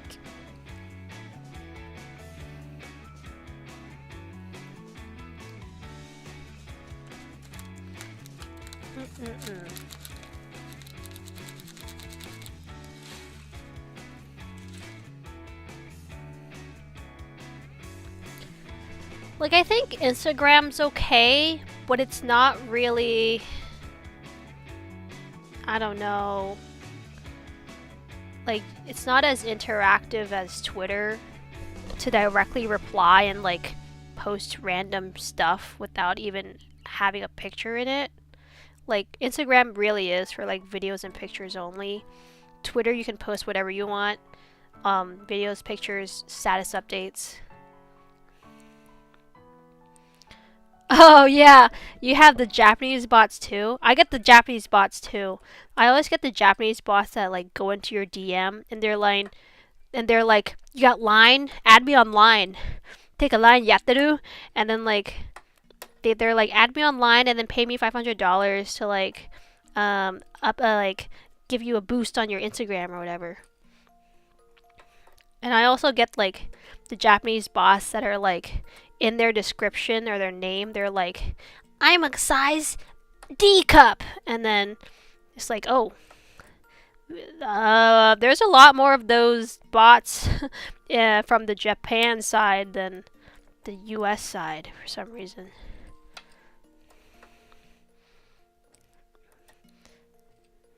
Okay. Yeah, I always get the bots that are like, add me online. Wow! F cup Josh Kosei! F cup JK! No. They'll start showing up after the mention.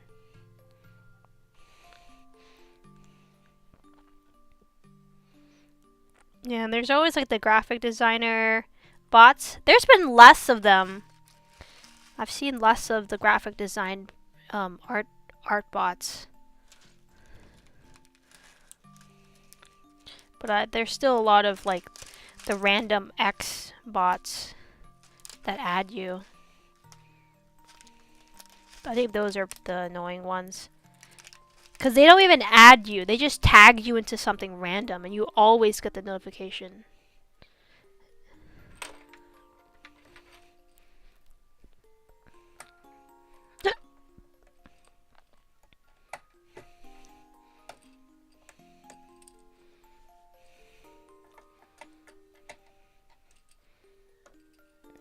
Okay. Alright, I just need the brown.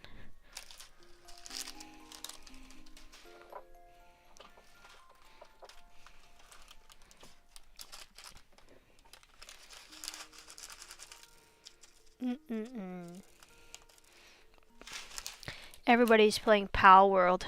I want to play Pal World. The dog grown beggar. The tail is starting to curve, like connect. Oh, this looks like a hash brown. Looks like a hash brown more than a coin. Kind of want it. Yum yum yum yum yum.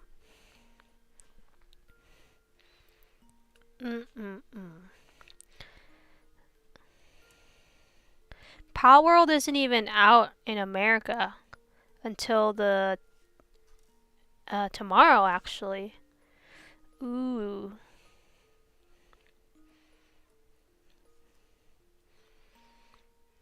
Yo, me too.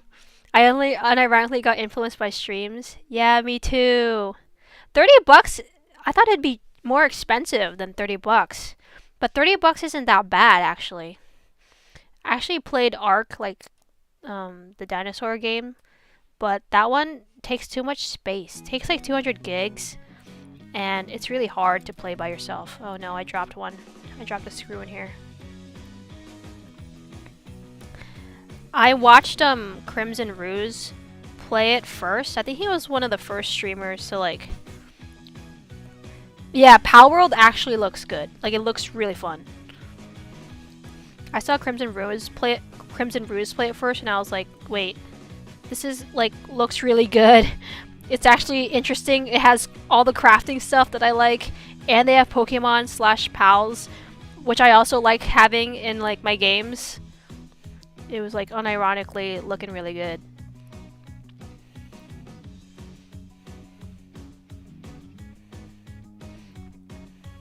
And then all the JP streamers started playing them too, and I was like, oh my god, they look so fun. And there's guns. Yeah, this Pal World is basically what Pokemon Arceus could have been. Basically what Pokemon Legends Arceus could have been. But no, it couldn't have been. So then Pal World had to do it. I see on Twitter like there's a bit of controversy for Pal World. I think there's like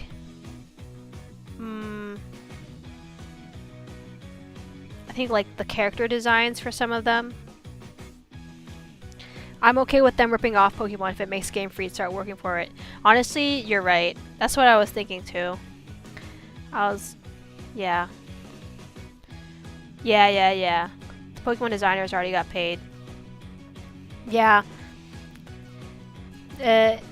It's competition, that's for sure. There's a lot of people that are like, this is just straight up just like copy and paste. But the idea is kind of new and original. Like a true crafting, true like Pokemon battle, like fighting game. It's almost like, when I looked at the game, I was like, this is Fortnite plus Pokemon plus like Monster Hunter.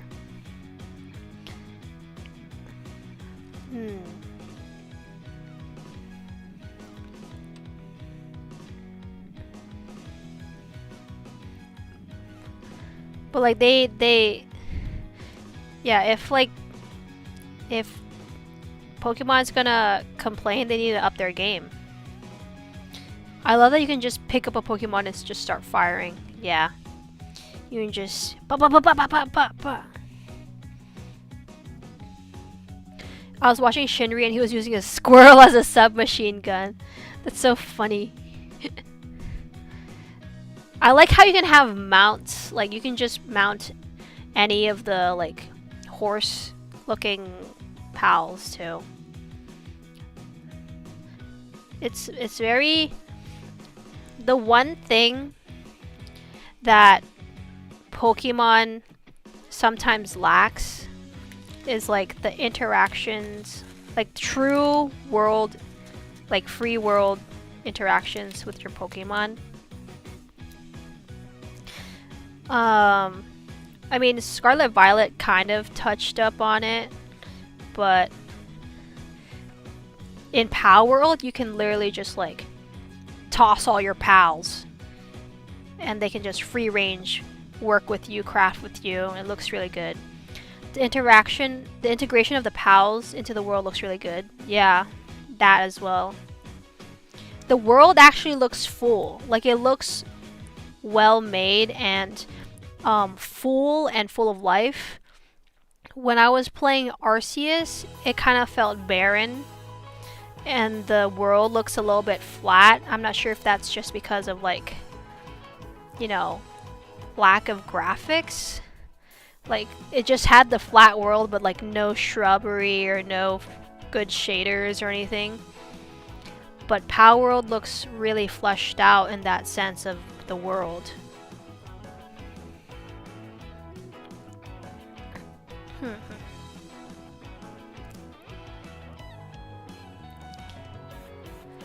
I think it was the graphic choice. Arceus wasn't great, but Scarlet Violet was worse in that regard. Yeah, they just need to make the world building a little better when they try to make these like travel, like, was it like, how do you call it? PvE type of environments. They need to make the world a little bit more full so that people actually start wanting to play the game.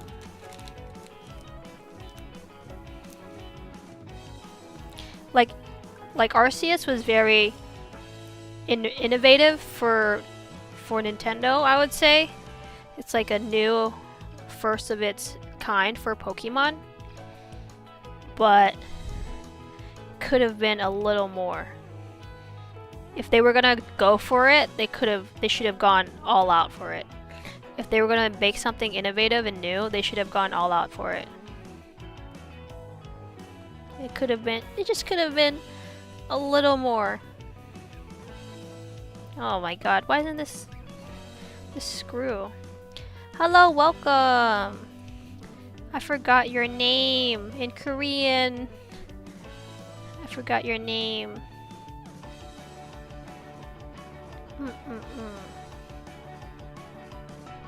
I feel like Arceus was a step in the right direction, but I'd rather the most profitable franchise in the world not to move in just steps.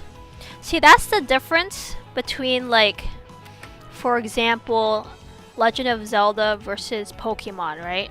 Legend of Zelda actually spends a lot of time in between their games to really work on the game and flesh it out.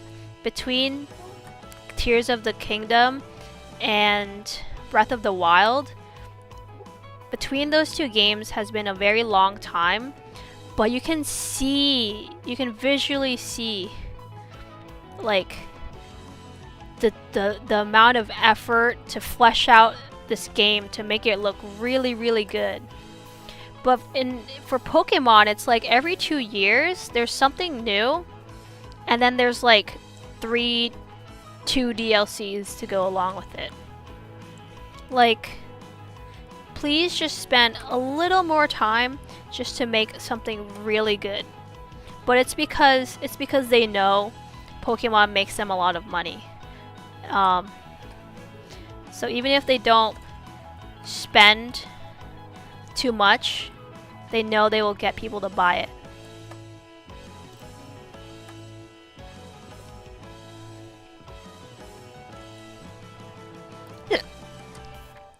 Yeah, Legend of Zelda committed to it. Yep.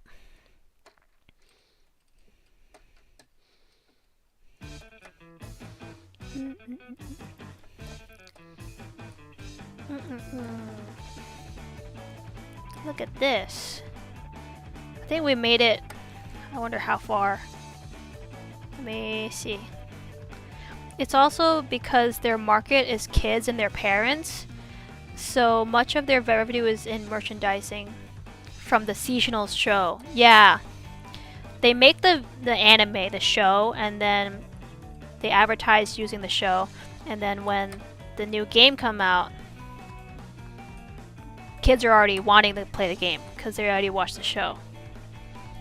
Okay. Look at this. The tail, the butt, the paws. The paws. See, it's supposed to look like this. She-bowl. I'm about like right here. Finished right here. So we finished 40 steps. I still think there's like 100 more steps, but we're making progress. Making progress. Okay. Alright, we made the bowl. I can put my Tamagotchi in the bowl. I can put my phone in the bowl. We're not done yet. But good progress. Yes, yes, yes. Okay. I'm gonna call it here.